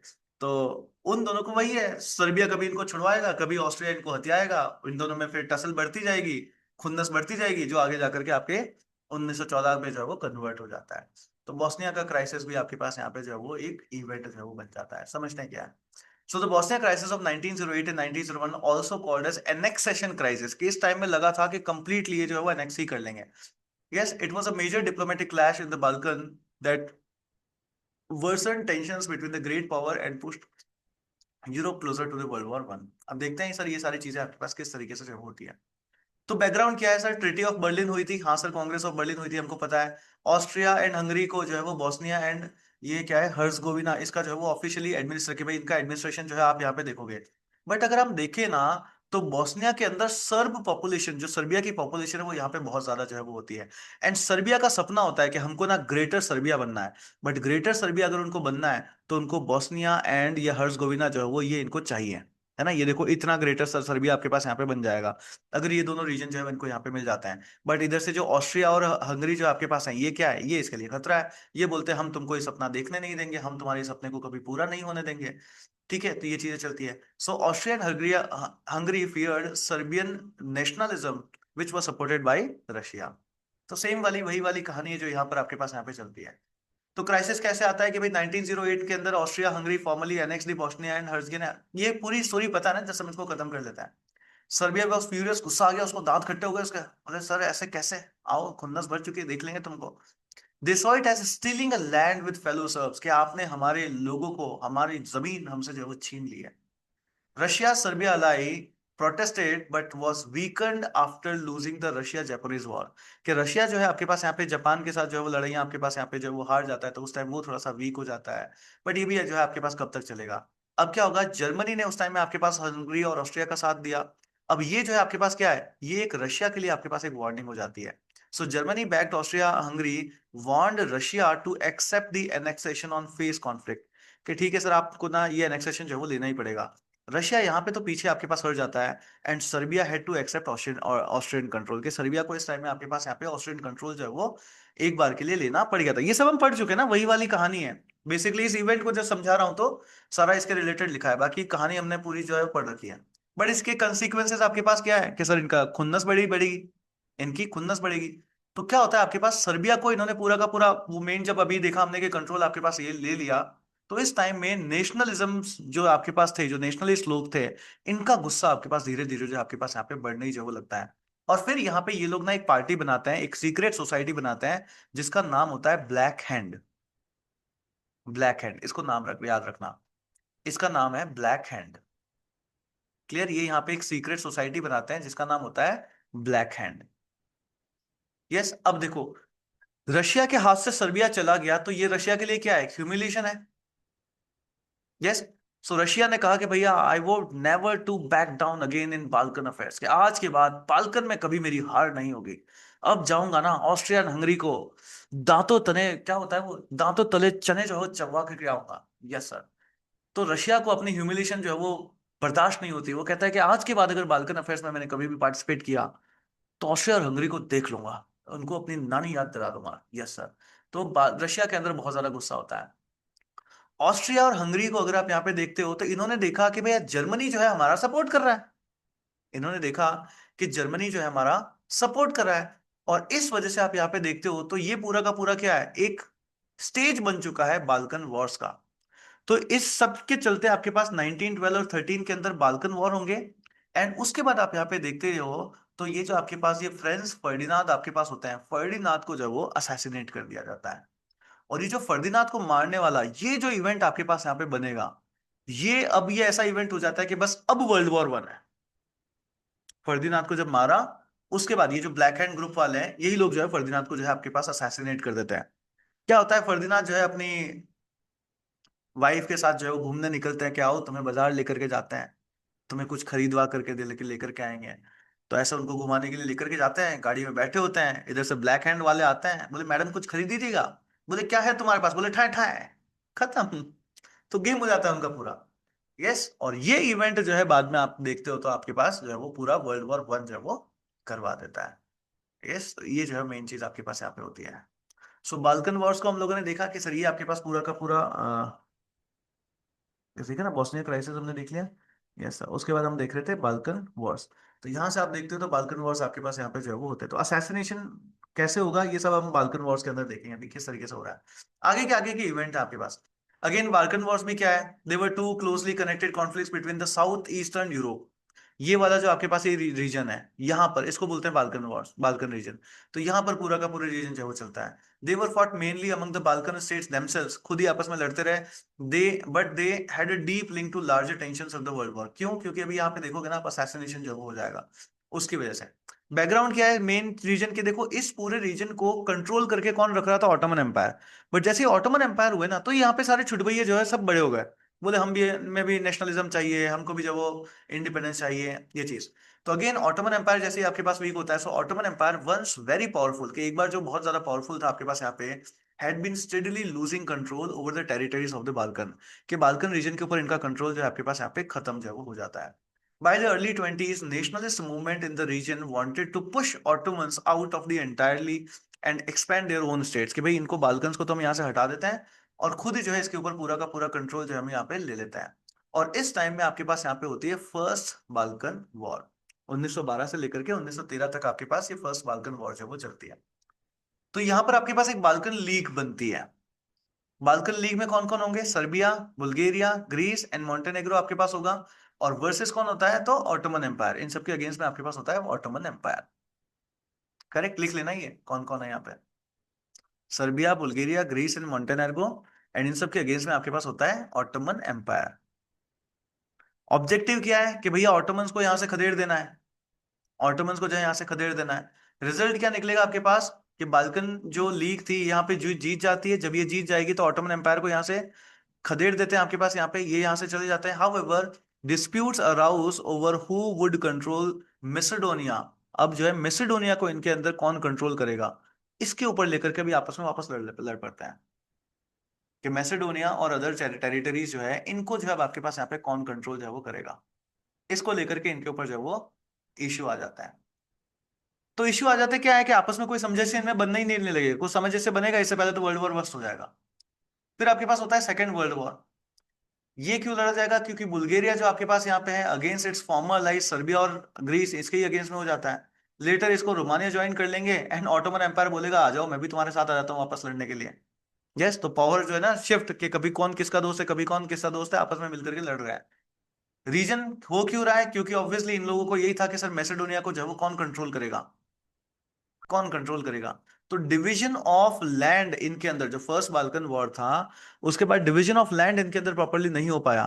ठीक है, मेनली मैसेडोनिया को लेकर के और भी बाकी रीजन्स को लेकर के, तो इस सब के चलते यहाँ पे वापस से लड़ाई जो है आपके पास यहाँ पे होती है। एंड रिजल्ट क्या है? तो Bulgaria was defeated and lost much of its territory and had gained earlier. जो भी पहले टेरिटरी ली थी वो सारी की सारी इनके पास से चली जाती है। सर्बिया और ग्रीस जो है आपके पास यहाँ पे थोड़े से एक्सपैंड हो जाते हैं।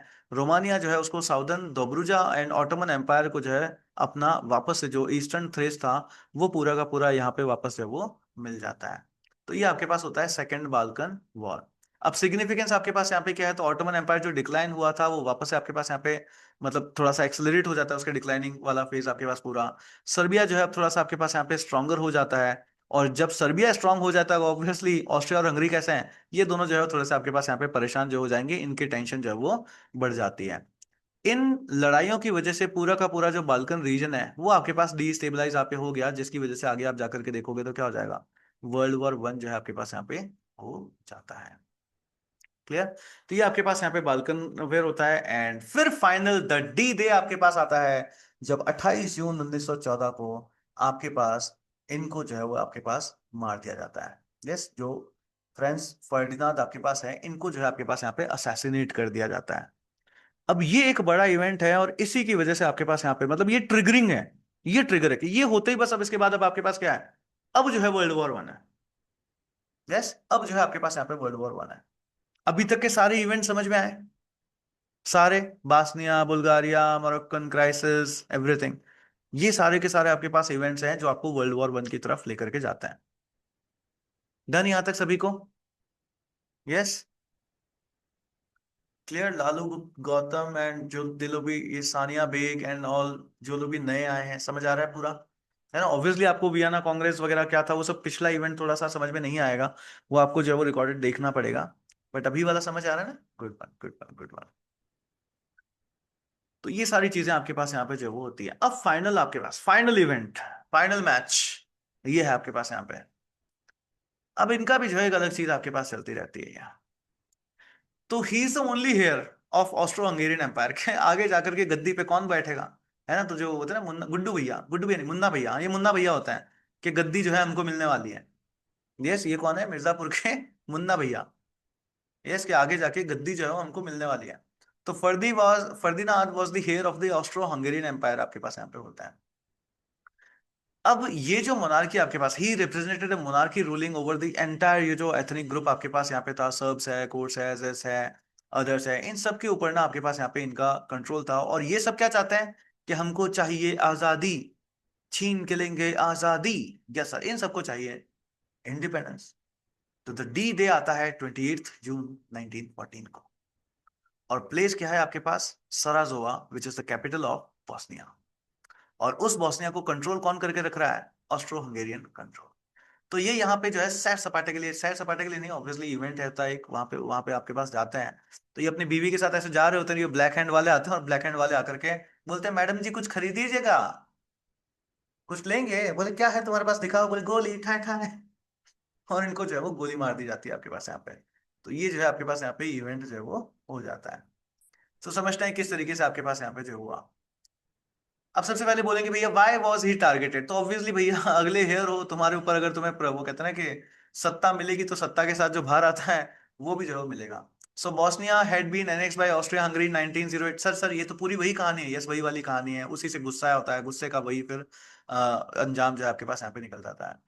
तो इससे क्या है, जो सर्बियन नेशनलिस्ट थे वो ज्यादा गुस्साए हुए बैठे थे, और इन्होंने आपके पास एक ग्रुप बनाया था जिसको बोलते हैं ब्लैक हैंड। और ये चाहते थे कि हमको ऑस्ट्रिया हंगेरियन रूल जो है उसको क्या करना है, उसका जो है वो खात्मा कर देना है, इसको जो हमको एंड कर देना है।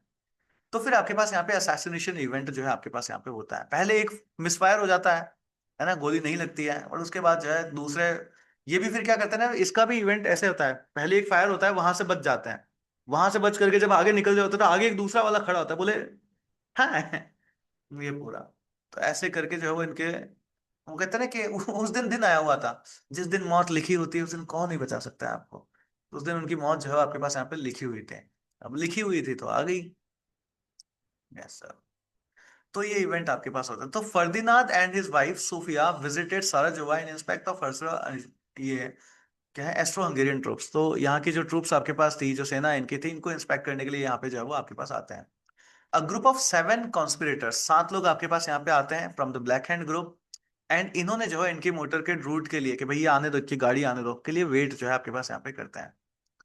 पहला असैसिनेशन अटेम्प्ट आपके पास यहाँ पे किया जाता है, इनकी कार के ऊपर एक बॉम्ब जो है वो फेंका जाता है, बट वो फेल हो जाता है ना, निशाना चूक गया, यहाँ पे गलती से मिस्टेक हो गया यहाँ पे इनसे। इट्स एक्सप्लोडेड अंदर अनदर व्हीकल इंजरिंग सेवरल, के बाकी सारे लोगों को जो है वो इम्पैक्ट हुआ, बट दूसरे व्हीकल के नीचे जो है आपके पास ये बम जो है वो फट जाता है। तो गलती से इसमें जो है वो क्या हो जाता है, मिस्टेक हो जाती है। Later on by coincidence coincidence, Ferdinand की कार जो है गलत टर्न लेती है, और गलत टर्न लेकर के सीधा गेवरलो प्रिंसिप के सामने इधर यहाँ पे आपके पास आ जाती है। ये भी एक कॉन्स्पिरेटरी होता है, ये भी एक कॉन्स्पिरेटरी होता है। प्रिंसिप ने देखा मौका, और ये उन्होंने उसी टाइम में ठाए ठाए ठाए ठाए गोली मार दी। तो Princip shot both Ferdinand and Sophie, उनकी वाइफ, दोनों को जो क्लोज रेंज से जो है वो दोनों को गोली मार देते हैं। एंड गोली मारते ही इनकी हत्या यहीं पे जो है वो हो जाती है। अब सोचो, जिस सर्बिया को ये कंट्रोल करके रखना चाहते थे ऑस्ट्रियन हंगरी वाले, उन सर्बिया के नेशनलिस्ट ने, वहां के एक ब्लैक हैंड ग्रुप वालों ने वहां के ही हेयर को मार दिया। अब क्या चुप बैठा जाएगा, से क्या चुप बैठा जाएगा, नहीं ना। अब तो वर्ल्ड वॉर 1 होके रहेगा, अब तो वर्ल्ड वॉर 1 होके रहेगा। सो अब जो है आपके पास यहाँ पे क्या होता है, world war 1। So what is the aftermath, कि सर इस सबसे होगा क्या। तो it was so big, Austria Hungary blamed Serbia, कि भैया सर्बिया वालों ने जो है आपके पास यहाँ पे अटैक जो है वो करवाया। विद जर्मनी बैकिंग, जर्मनी बोलती है आओ हम आपको सपोर्ट करते हैं, ऑस्ट्रिया और हंगरी की बैकिंग करते हैं। इन्होंने एक अल्टीमेटम लगा दिया सर्बिया के ऊपर, कि सर्बिया के ऊपर अब हम पूरी तरीके से एनेक्स करेंगे, पूरा कंट्रोल करके रख लेंगे हम इसको। Serbia accepted most of the demands but refuse some Austrian Hungary, कुछ एक डिमांड जो है इनकी नहीं मानी, बाकी हंगरी मान ली। और जब नहीं मानी तो फिर इनके अगेंस्ट में क्या हुआ, वॉर जो है वो डिक्लेयर करके आपके पास यहाँ पे आ गया। अलायंसेस बनती है आपके पास यहाँ पे, एक तरफ आपके पास ये रशिया और सर्बिया आपके पास यहाँ पे है, एक तरफ आपके पास ऑस्ट्रिया है, हंगरी है, और इन सबको सपोर्ट कौन कर रहा है, जर्मनी आपके पास है। तो इन सबके बीच में आप यहाँ पे देखते हो तो बिल्कुल स्टेज सेट है, लड़ लो, बिल्कुल स्टेज सेट हो चुका है। रशिया ने सर्बिया का साथ दिया, जर्मनी ने ऑस्ट्रिया और हंगरी का साथ दिया, फ्रांस और ब्रिटेन आते हैं, बोले हम भी लड़ेंगे। क्यों, क्योंकि जर्मनी है यहाँ पे, जर्मनी हमारे दोस्त दुश्मन है, जर्मनी हमारे दुश्मन है। तो फ्रांस और ब्रिटेन भी आपके पास यहाँ पे आ जाते हैं, F+B यहाँ पे आपके पास हो जाता है। And this all trigger the world war. This all trigger the world war. तो कैसे कैसे हुआ समझे आप यहाँ पे कि सर, सर्बिया था, सर्बिया को सपोर्ट किसने किया? रशिया ने। यस। इसके वर्सेस इधर की साइड में कौन है? तो इधर की साइड में आपके पास यहाँ पे है Austria and Hungary. Austria Hungary को सपोर्ट कौन कर रहा है आपके पास यहाँ पे? इसको सपोर्ट कर रहा है जर्मनी। अब जर्मनी से दुश्मनी किसकी है? फ्रांस की, ब्रिटेन की।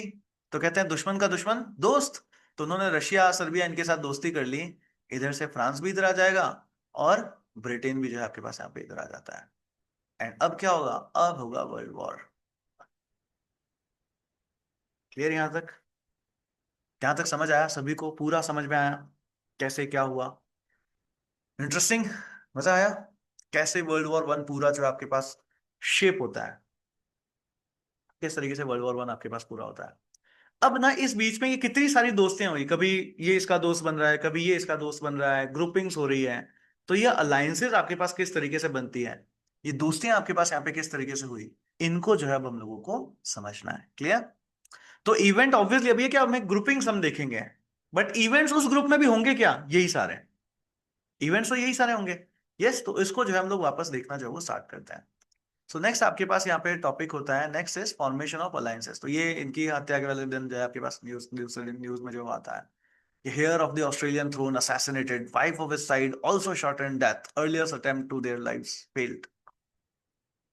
करेक्ट? ये सर। Next is formation of the alliances. ये अलायंसेस जो है आपके पास यहाँ पे किस तरीके से बनती है जैसा। तो इस पूरे अलायंसेस जब बनेंगे ना, यहाँ पे Bismarck mastermind, who will be the mastermind? Bismarck.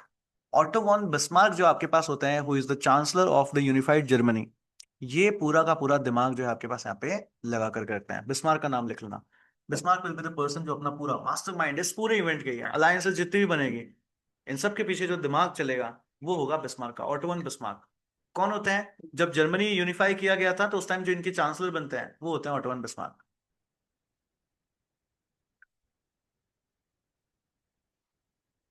Guys class लंबी चलेगी है ना, 12 बजेंगे, दिक्कत थोड़ी ना है। ब्रेक चाहिए? बीच में ब्रेक चाहिए? ब्रेक चाहिए नहीं ना? Good one, good one, good one, good one. चलिए गुड वन। ब्रेक चाहिए? गीतश्री ने नो बोला, ये बाकी सबके यस अभी आए हैं। ब्रेक चाहिए सबको? नहीं? चलो गुड वन। तो आगे समझते हैं अलायंसेस जो है आपके पास यहाँ पे किस तरीके से बनता है। तो देखो इवेंट्स यही है, अभी हमको ये समझनी है दोस्तियां कैसे कैसे हो रही है, क्या किस क्या रीजन से जो है आपके पास यहाँ पे इन सबकी फ्रेंडशिप जो है आपके पास यहाँ पे होगी। अच्छा मेरे को एक बार बताओ, जो लोग नए आए हैं क्लास में उन लोगों को सारा समझ में आ रहा है? लालू गौतम हो गया, सनिया बेग हो गया, आप लोगों को आज का इवेंट अगर ये समझ में आ रहा है ना सारा, दैट्स गुड। सूर्यवंशी जाट क्या कह रहे हो, समझ नहीं आ रहा? सूर्यवंशी जाट नए आए हो, आपको पिछले लेक्चर्स देखने पड़ेंगे, सिंपल हुआ है। करेक्ट, पिछले लेक्चर्स जो है वो आपको देखने पड़ेंगे उसमें। यस। इसलिए मैं बोलता हूँ आपको मेंबरशिप लो, लेक्चर्स देखो, सिंपल खत्म करो, साथ में सब्जेक्ट्स और मिल जाते हैं आपको उसमें। चलिए so now let's start formation of the alliances की इनकी सारी दोस्ती जो है आपके पास यहाँ पे कैसे होती है। तो ये सब कुछ कैसे आपके पास होता है? तो ये होता है सब कुछ इमरजेंस ऑफ जर्मनी से, कि जब जर्मनी आपके पास यहाँ पे बड़ा बनता है तो जर्मनी कहता है कि भैया अब ना हमको यहाँ पे चीजों को अपने कंट्रोल में रखना है। यस। तो जर्मनी की जो आर्मी आपके पास है वो बहुत ज्यादा एफिशिएंट आपके पास होती है, प्लस ये बहुत बड़ा इंडस्ट्रियल बेस आपके पास यहाँ पे जो है बना देता है। और अब जो बिस्मार्क आपके पास है वो is the chancellor of the unified Germany. जो यूनिफाइड जर्मनी आपके पास यहाँ पे होता है इसके चांसलर आपके पास होते हैं। ये बिस्मार्क आपका पूरा का पूरा दिमाग जो है वो चलाएंगे। इनका प्राइमरी कंसर्न होता है कि मेरे को इस रीजन के अंदर स्टेटस को मेंटेन करके रखना है। स्टेटस को का मतलब क्या है? कि जो अब इतनी सारी लड़ाइयां भिड़ाइयों के बाद में जो अब ऑर्डर सेट हो गया है ना, ये सेट रहे बस, और हम यहां से ग्रो करें, बाकी सारे उलझे रहे। करेक्ट? समझ गए ना? कि हम तो यहां से ग्रो करेंगे, बाकी सारे उलझे रहेंगे। हमको ये ध्यान रखना है हमसे बड़ा कोई ना बन जाए, आपस में मेरे दोस्त लोग दुश्मन लोग जो है वो दोस्ती ना कर लें, और अगर किसी की कोई दोस्ती हो रही है तो मेरे से ही हो और किसी से ना हो। करेक्ट? ये बिस्मार्क जो है अब अपना पूरा दिमाग ना वो इसी में लगाएंगे। पूरा जियो पॉलिटिक्स जो है वो बिस्मार्क जो है आपके पास यहाँ पे कंट्रोल जो है वो करके रखता है। क्लियर? यस। चलो समझते हैं। देखो लालू गौतम ने कहा नहीं सर ब्रेक नहीं चाहिए, और लालू गौतम अपना ब्रेक लेके आ गए। क्या बात है ना, उठ के गए अपना खुद का ब्रेक लेकर के आ गए। Good one. कैमरा ऑन होता है तो मुझे ये सब दिखता है कि हाँ भाई कौन जो है वो कितना सीरियसली कैसे क्या पढ़ रहा है। बाकी लोग please switch on your camera, सब लोग ही। ये कहाँ है भैया? अच्युत अदाबा खानम हो गया, अनुष्का गुप्ता हो गया, आशुतोष भारद्वाज, भूमिका, गौरव बांगरी, गौरी शर्मा, गेश्री, हिमांशी वगैरह सब लोग कैमरा ऑन करो भाई सारे अपना। जस्ट कैमरा ऑन करिए सारे। Shreya Singh, good one. Emergency, अच्छा ओके। है ना, इंडियन पॉलिटी के अंदर पढ़ा रखी है मैंने वो, आराम से पढ़िएगा। पहले मैंने पूरा इमरजेंसी के अंदर क्या क्या चलाया था वो भी पढ़ा रखा है। उसके बाद इमरजेंसी को लेके क्या क्या आर्टिकल्स वगैरह और बड़े मजेदार तरीके से पढ़ रखा है एक एक इवेंट को। और वहां पे तो मैडम आती है, बड़ा ही मजा आता है। चलिए तो समझते हैं इनको। तो ये क्या चाहते थे? ये चाहते थे कि स्टेटस को जो है आपके पास यहाँ पे जो है बना रहे हैं। ये स्टेटस को जो है आपके पास यहाँ पे बना रहे हैं। बिस्मार्क का इंटेंशन था कि भाई अगर कहीं पे ऑब्वियसली इश्यूज तो होंगे, अगर कहीं पे कोई भी इश्यू होता है तो उस इश्यू को जो है मैं फ्रेंडली तरीके से जो है आपके पास यहाँ पे सुधार लूं। यस। ताकि बैलेंस ऑफ पावर जो है आपके पास यहाँ पे क्या रहे, हमेशा बना रहे। तो कभी भी कुछ भी होता था ना, तो वो हमेशा जब भी उनको एंटिसिपेट होता कि कभी कहीं पे भी कुछ थोड़ी बहुत हलचल हो रखी है, तो वो सीधा अपनी सेना को भेजते थे और उस चीज को जो है वो न्यूट्रलाइज आपके पास यहाँ पे कर देते थे। तो ये बिस्मार्क की फिलोसफी आपके पास चल रही है। समझ आया क्या है एजेंडा बिस्मार्क का? स्टेटस को मेंटेन करके रखना है, मेरे से बड़ा कोई भी नहीं होना चाहिए आपके पास यहाँ पे। करेक्ट। कहीं पे अगर कुछ भी हो रहा है तो पहले फ्रेंडली तरीका देख लो, अगर फ्रेंडली नहीं है तो अपनी सेना भेजो और उसको न्यूट्रलाइज कर दो। करेक्ट। ये बिस्मार्क का एजेंडा आपके पास यहाँ पे चलता है कि इस तरीके से जो हमको इसको सारी रीजन को जो है वो कंट्रोल करके रखना है। बट चलता ऐसे कैसे है चीजें तो आपके पास यहाँ पे होगी। बिस्मार्क को अब यहाँ पे आपके पास दो प्रॉब्लम्स आपके पास थी। यस, बिस्मार्क के सामने दो सवाल आपके पास यहाँ पे खड़ा था। पहला आपके पास यहाँ पे देखो, बिस्मार्क कहां से, प्लीज ध्यान रखना, जैसे ही जगह याद आएगी ना, जगह क्या है, बिस्मार्क कौन है, जर्मनी में। अब जर्मनी देखोगे तो अब देख लो वापस सारी लड़ाइयां भिड़ाइयां। यस, ये सिंपल समझ लेना। बिस्मार्क को लगता है कि अगर ऑस्ट्रिया एंड रशिया ये दोनों मिल करके कहीं जर्मनी के अगेंस्ट में कोलैबोरेट ना कर लें। दूसरा, अगर कभी भी ऑस्ट्रिया और रशिया के बीच में लड़ाई हुई तो ये जर्मनी को भी जो है उसके अंदर घसीट लेंगे। तो ये दोनों ही चीजें इनको क्या करनी है, अवॉइड करनी है। अब पहली चीज, इन दोनों की अलायंस नहीं बननी चाहिए। First, collaboration of Austria and Russia against Germany, ये नहीं होना चाहिए। अगर ये हो गया तो ये जर्मनी के ऊपर आ जाएंगे। और अगर ये नहीं हुआ और ये दुश्मन हुए, इतने बड़े दुश्मन हो गए कि ये आपस में ही लड़ पड़े, आपस में लड़ पड़े तो ये जर्मनी को लड़ाई में घसीट लेंगे, तो ये भी नहीं होना चाहिए। यस, कि ना तो इनकी दोस्ती होनी चाहिए ना ही इनकी दुश्मनी होनी चाहिए, दोनों ही नहीं। एक बार का अभी जो ऑर्डर सेट हो गया है वही आपके पास यहाँ पे जो है वो रहना चाहिए। तो इसलिए हमेशा बिस्मार्क क्या करेंगे, he will always work to prevent relation between Austrian and Russian governments from becoming too close, से टू स्ट्रेन, कि ना तो वो एक दूसरे के बहुत अच्छे दोस्त बन जाए और ना ही वो एक दूसरे के बहुत बड़े दुश्मन बन जाए। समझ आया? बिस्मार्क का दिमाग समझना है, बिस्मार्क का दिमाग समझना है। क्लियर? यस। कि ऑस्ट्रिया और रशिया ना तो इतने अच्छे दोस्त बन जाएं कि दोस्त बन गए तो मेरे ऊपर आ जाएंगे, और ज्यादा दुश्मन बन गए और लड़ गए तो मेरे को लड़ाई में घसीट लेंगे, ये भी नहीं होना चाहिए। ये दोनों ही चीजें आपके पास यहाँ पे नहीं होनी चाहिए। ये बिस्मार्क का आपके पास यहाँ पे एजेंडा जो है वो होता है। अब समझते हैं आगे चीजें जो है वो कैसे होती है। दूसरा, अगर आप यहाँ पे देखते हो वेस्टर्न फ्रंट के ऊपर, यस ये तो देखो, मैप याद रखना है कि सर ये जर्मनी हुआ, जर्मनी के नीचे ऑस्ट्रिया हुआ, इधर आपके पास यहाँ पे रशिया है। तो रशिया और ऑस्ट्रिया है ना, रशिया और ऑस्ट्रिया इनको संभाल संभाल लिया। वेस्टर्न फ्रंट के ऊपर इधर देखते हो तो फ्रांस है, फ्रांस भी प्रॉब्लम है। फ्रांस अगर बड़ा बना तो फ्रांस, और अभी हमने देखा ना सर, ये वाला रीजन इन्होंने हत्या लिया था, फिर मोरक्कन को लेकर के इनके बीच में क्राइसिस आपके पास यहाँ पे हुई है। तो ये सारी चीजों को लेकर के फ्रांस और इनके बीच में भी आपके पास क्या है, इश्यू है। तो ये आपके पास देखते हैं कि फ्रांस को कभी भी बड़ा नहीं बनने देना है। इसलिए बिस्मार्क को पता था कि फ्रांस को ना, जब आपके पास यहाँ पे जब जर्मन का यूनिफिकेशन हुआ तो फ्रांस जो है वो ह्यूमिलेट आपके पास हो गया था। प्लस आप देखते हो कि लॉरेन वाला जब आपके पास ये ट्रीटी आपके पास हुई थी और लॉरेन वाला जब रीजन इन्होंने हथिया लिया था, तब भी आपके पास क्या है, फ्रांस को और ज्यादा आपके पास यहाँ पे गुस्सा आ गया था। तो था कि भाई फ्रांस जो है वो किसी भी टाइम मेरे ऊपर जो है वो अटैक आपके पास यहाँ पे कर सकता है। तो इन्होंने कहा कि फ्रांस के साथ मुझे क्या करना चाहिए, कि फ्रांस को मैं बिल्कुल आइसोलेट कर देता हूं, फ्रांस को मेरे को बिल्कुल अलग थलग रखना है। मतलब कि सर जितनी भी यहाँ पे पावर सेंटर है, जर्मनी हो गया, जर्मनी के बाद रशिया हो गया, ऑस्ट्रिया हो गया, एंड इधर आपके पास फ्रांस हो गया। तो रशिया की दोस्ती होगी तो मेरे से होगी, ऑस्ट्रिया की दोस्ती होगी तो मेरे से होगी, और ये सब मेरे दोस्त रहेंगे, तो फ्रांस को क्या करूंगा मैं? आइसोलेट जो मैं आपके पास यहाँ पे कर लूंगा। तो फ्रांस को तो आइसोलेट करना है, समझे ना दिमाग क्या है? फ्रांस को आइसोलेट करना है। ऑस्ट्रिया और रशिया, इनकी ना तो दोस्ती होनी चाहिए बहुत अच्छी, ना इनकी ज्यादा दुश्मनी होनी चाहिए। बट अब होगा क्या? ऑस्ट्रिया और रशिया सर्बिया को लेकर लड़ते रहेंगे। कर लो क्या कर लोगे? और फ्रांस क्या करेगा? ब्रिटेन उसको हेल्प कर लेगा। अब जर्मनी परेशान हो जाएगा। यस, ये आगे इस तरीके से कोर्स आपके पास यहाँ पे जो है वो चलेगा। क्लियर? समझ आया ना आगे किस तरीके से आपके पास पूरा चलेगा? तो समझते हैं इन सारी चीजों को लेकर के अब बिस्मार्क जो है वो कैसे कैसे दिमाग जो है वो आपके पास चलाएंगे। सो एजेंडा क्या है? रशिया और ऑस्ट्रिया को ना तो बड़ा देश, ना तो अच्छे दोस्त बनने देना है, ना बहुत बुरे दुश्मन। एंड फ्रांस को हमको आइसोलेट करके रखना है। तो इसके लिए क्या करते हैं? सबसे पहले लीग ऑफ थ्री एम्परर्स आपके पास यहाँ पे बना देते हैं। क्या बनाते हैं? सबसे पहला लीग ऑफ थ्री एम्परर्स जो है आपके पास यहाँ पे बनती है। लीग ऑफ थ्री एम्परर्स कौन कौन से होंगे? जर्मनी होगा, ऑस्ट्रिया होगी एंड रशिया, ये तीनों मिलकर के आपके पास यहाँ पे लीग ऑफ थ्री एम्परर्स बनाते हैं।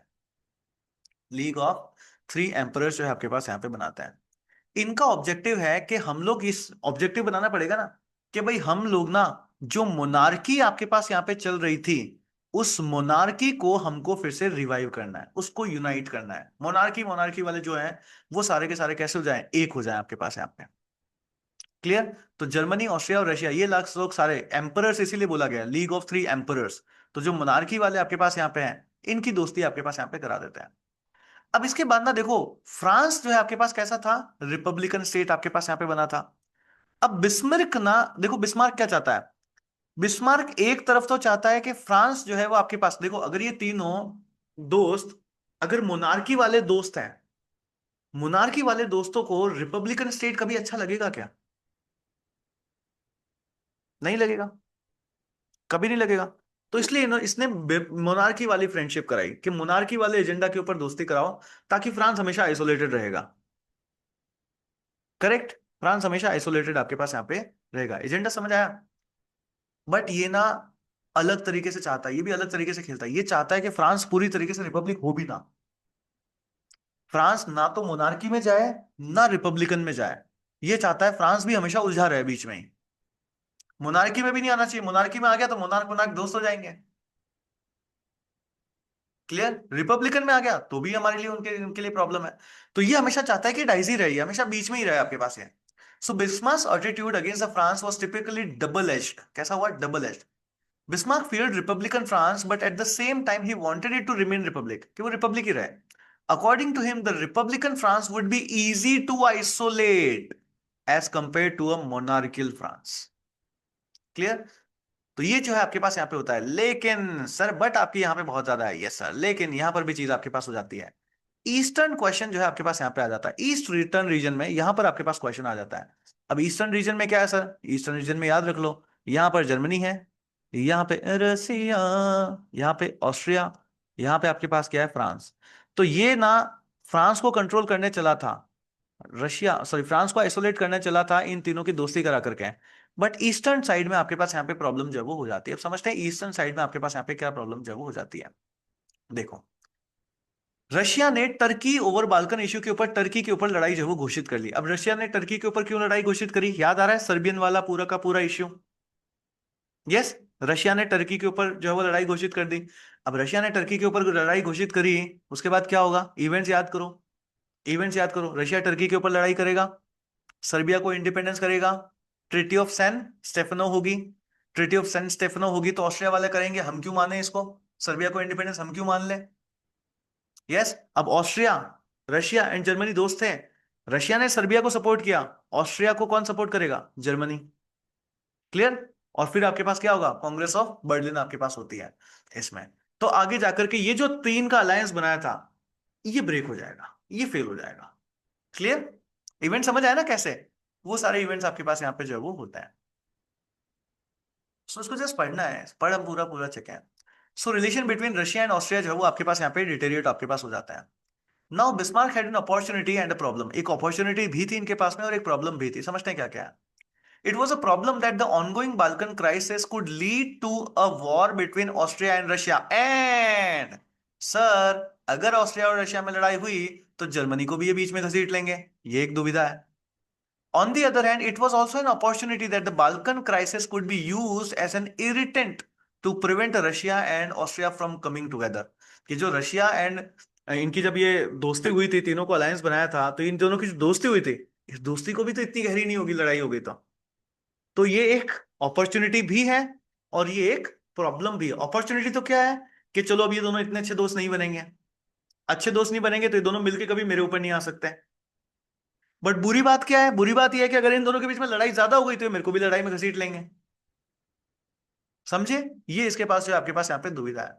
तो देखो बिस्मार्क खुद कह रहा है ना, ये देखो यहाँ पे लिख रखा है, हे भगवान कैसी दुविधा है ये, है ना, हे भगवान कैसी दुविधा है, समझ नहीं आ रहा क्या जो है वो क्या यहाँ पे आपके पास किया जाए. तो ये चीज आपके पास चलती है. So now Bismarck had an opportunity and a problem. Opportunity तो क्या थी कि ये दोनों आपके पास इतने अच्छे दोस्त नहीं बन सकते. प्रॉब्लम क्या थी कि अगर ये दोनों लड़ गए तो ये जो है हमारे पास यहाँ पे क्या करेंगे, ये जो है हमको ही इस लड़ाई में जो है वो घसीट लेंगे. और इसलिए बिस्मार्क कहता है कि एक काम करो, कांग्रेस ऑफ बर्लिन जो है वो बुला लो. कांग्रेस ऑफ बर्लिन आपके पास यहाँ पे बुलाई जाती है और यहाँ पे ट्रिटी ऑफ सेंट स्टेफेनो को, सर हमको सारा कुछ पता है, वेरी गुड, इसी को जल्दी खत्म कर लेते हैं. कि ट्रिटी ऑफ सेंट स्टेफेनो की जो टर्म्स थी उसको वापस रिवाइज किया जाता है, बॉस्निया को ऑस्ट्रिया के कंट्रोल में आपके पास यहाँ पे दे दिया जाता है. तो ये सारी चीजें आपके पास यहाँ पे जो है वो होती है. एंड जब हम इस सबको यहाँ पे देखते हैं तो आउटकम क्या रहा? आउटकम इसका सेटिस्फैक्टरी आपके पास यहाँ पे नहीं रहा. It could not defuse the tension between the Russia and Austria. Russia and Austria, sir हमने देखा, अभी अभी आपने पढ़ाया था कि सर्बिया वालों की लड़ाई हमेशा चलती रहेगी, चलती रहेगी, चलती रहेगी. एंड सर्बिया वालों की लड़ाई छोड़ो सर, सर्बिया के चक्कर में ऑस्ट्रिया और रशिया हमेशा आपके पास यहाँ पे लड़ते ही रहेंगे. So at the same time the Russian emperor attack Bismarck's apparent support for Austria at the Congress. Sir मतलब बिस्मार्क ने बोला, सॉरी, ये जो आपके पास रशियन जो एम्परर थे उन्होंने बोला, अरे बिस्मार्क भैया एक बात बताओ. बोले क्या? बोले तुम ऑस्ट्रिया को इतना काहे सपोर्ट कर रहे हो, ऑस्ट्रिया को इतना काहे सपोर्ट कर रहे हो? तो यहां से रशिया एंड बिस्मार्क के बीच के रिलेशन भी क्या है, खराब आपके पास यहाँ पे जो होने लगा है. सो लीग जो है यहाँ पे आपके पास जो बनाई थी, जो लीग बनाई गई थी फ्रांस को आइसोलेट करने के लिए, अब वो लीग आपके पास कैसी हो गई? इन इफेक्टिव आपके पास यहाँ पे हो गई. सो बिस्मार्क क्या कह रहे हैं कि इन सालों ने सारा का सारा, इतने सालों की मेहनत का गुड़ गोबर कर दिया. सर्बिया के चक्कर में इन लोगों ने इतने सालों की जो मेहनत थी मेरी, पूरा गुड़ गोबर आपके पास यहाँ पे कर दिया. और अब जो है वो क्या कहेंगे? अब कहेंगे कि भैया अब हमको ये जो ट्रिपल, हमने एक एम्परर, नाम याद रखना इसका क्या था, नाम क्या था आपके पास इसका? Yes, three emperors, the league of the three emperors. बोले अब league of the three emperors का तो गुड़ गोबर हो चुका है, अब हमको बनाना पड़ेगा एक डबल अलायंस, या जिसको बोलते हैं ड्वेल अलायंस. तो अब आपके पास यहाँ पे एक ड्वेल अलायंस बनता है. क्लियर? समझ आया? Russia Russia Austria and Hungary की दोस्ती एक तरफ, sorry, Russia Austria and Germany की दोस्ती आपके पास एक तरफ, और फ्रांस को आइसोलेट करना था. बट सर्बिया का इश्यू हुआ, रशिया और ऑस्ट्रिया आपस में लड़ पड़े, और ये जो लीग ऑफ थ्री एम्परर्स बनी थी वो इनफेक्टिव हो गई. क्लियर? यस. चलिए आगे समझते हैं. तो अब जो है नेक्स्ट आपके पास यहाँ पे बनता है जिसे हम बोलते हैं ड्वेल अलायंस. 1879 का टाइम था, यहां पर आपके पास ड्वेल अलायंस बनता है. अब ऑब्वियसली जर्मनी का साथ कौन है? ऑस्ट्रिया. सर्बिया के साथ कौन है? यस, सर्बिया के साथ कौन है? रशिया. फ्रांस अभी बेचारा अकेले खड़ा है. ठीक है, फ्रांस अभी आपके पास ये सिचुएशन चल रही है. ठीक है, अब इसको समझते हैं आगे, आगे क्या फर्दर डेवलपमेंट है. तो बिस्मार्क ने अब आपके पास एक डिफेंसिव अलायंस बनाया ऑस्ट्रिया के साथ. अब इन दोनों का देखो अलायंस का एजेंडा क्या रहेगा. अलायंस का एजेंडा रहेगा कि तुम्हारे ऊपर क्या है ना, तुम्हारे ऊपर किसी ने भी हमला किया तो हम जो है वो मतलब आएंगे, है ना, कि हम एक दूसरे के ऊपर हमला नहीं करेंगे. और इसके अलावा अगर हमारे ऊपर कोई भी हमला करता है तो हमको जो है वो न्यूट्रल रहना है, उसमें कोई भी जो है वो फर्क हमको नहीं पड़ता. सो बिस्मार्क ने एक डिफेंसिव अलायंस बनाया आपके पास ऑस्ट्रिया के साथ. ऑब्जेक्टिव क्या था? Alliance was directed specifically against Russia. It promise each other support, कि इन केस अगर रशिया ने अटैक किया, यस, जर्मनी है, ऑस्ट्रिया है और रशिया है, इन दोनों ने अलायंस बनाई है कि अगर रशिया ने जर्मनी का अटैक दिया, अटैक जर्मनी के ऊपर अटैक किया, तो ऑस्ट्रिया जर्मनी के साथ आ जाएगा. एंड अगर रशिया ने ऑस्ट्रिया के ऊपर अटैक किया तो जर्मनी ऑस्ट्रिया के साथ आ जाएगा. तो ये दोनों ग्रुप में मिल करके ऑस्ट्रिया के अगेंस्ट में लड़ेंगे अगर इन दोनों में से किसी के ऊपर भी रशिया ने अटैक जो है आपके पास यहां पे किया तो. ठीक है सर, दूसरा क्वेश्चन यहाँ पे उठाया गया कि मान लो रशिया अटैक नहीं करता, ब्रिटेन अटैक कर देता है, फ्रांस अटैक कर देता है, तो क्या करना है? बोले तो हमें कोई मतलब नहीं है, तुम्हारी लड़ाई तुम आपस में सुलझो। समझ गए? जर्मनी और ऑस्ट्रिया में अलायंस कैसा है कि हम दोनों के ऊपर अगर रशिया ने लड़ाई करी ना, तो हम दोनों मिलकर उसको देखेंगे, किसी के ऊपर भी अटैक करे। बट इसके अलावा अगर तुम्हारे ऊपर कोई भी अटैक करता है, वो तुम्हारी लड़ाई है, तुम सुलझो, हमें कोई मतलब नहीं है। समझ आया? ये अलायंस समझ आया? क्या स्ट्रैटेजी है इन दोनों की, क्या टर्म्स हैं? क्लियर? यस। रशिया ने अटैक किया तो हम तुमको डिफेंड करने आएंगे। यस, जर्मनी को ऑस्ट्रिया डिफेंड करेगा, ऑस्ट्रिया को जर्मनी डिफेंड करेगा। बट इसके अलावा अगर कोई भी दूसरा आता है, तो हमारी कोई जवाबदारी नहीं है। यस, हम नहीं आएंगे, उसमें हम न्यूट्रल रहेंगे, ना हम इसकी तरफ ना आपकी तरफ। क्लियर? ये आपके पास यहाँ पे एक अलायंस जो है वो बनता है। सो ऑब्जेक्टिव क्या था? ऑब्जेक्ट था specifically against Russia, they promise each other support in case of an attack by Russia and remain neutral in case of one of them is attack by other European power. कि अगर दूसरा कोई भी आपके पास यहाँ पे अटैक करता है, तो फिर हम लोग यहाँ पे न्यूट्रल जो है वो रहेंगे। अब इससे क्या हुआ? इससे दो पर्पज आपके पास यहाँ पे सॉल्व हो गए। पहली चीज क्या? Germany would not be isolated in Europe, कि जर्मनी आइसोलेट तो नहीं है, ऑस्ट्रिया उसका दोस्त है। And Russia would not wage a war against Germany और ऑस्ट्रिया, क्यों? क्योंकि ये दो एक साथ आ जाएंगे, तो रशिया भी लड़ाई नहीं करेगा, और हम जो है यहाँ पे आपके पास आइसोलेट भी जो है वो नहीं होंगे। ये आपके पास यहाँ पे इनका दो एजेंडा जो है आपके पास यहाँ पे इनके सॉल्व जो है वो हो जाता है। क्लियर? बट ये तो क्या है, एक दोनों की डिफेंस अलायंस है बस। अब उसके बाद वापस एक तीसरा अलायंस बनता है 1882 के अंदर, जिसको बोलते हैं ट्रिपल अलायंस।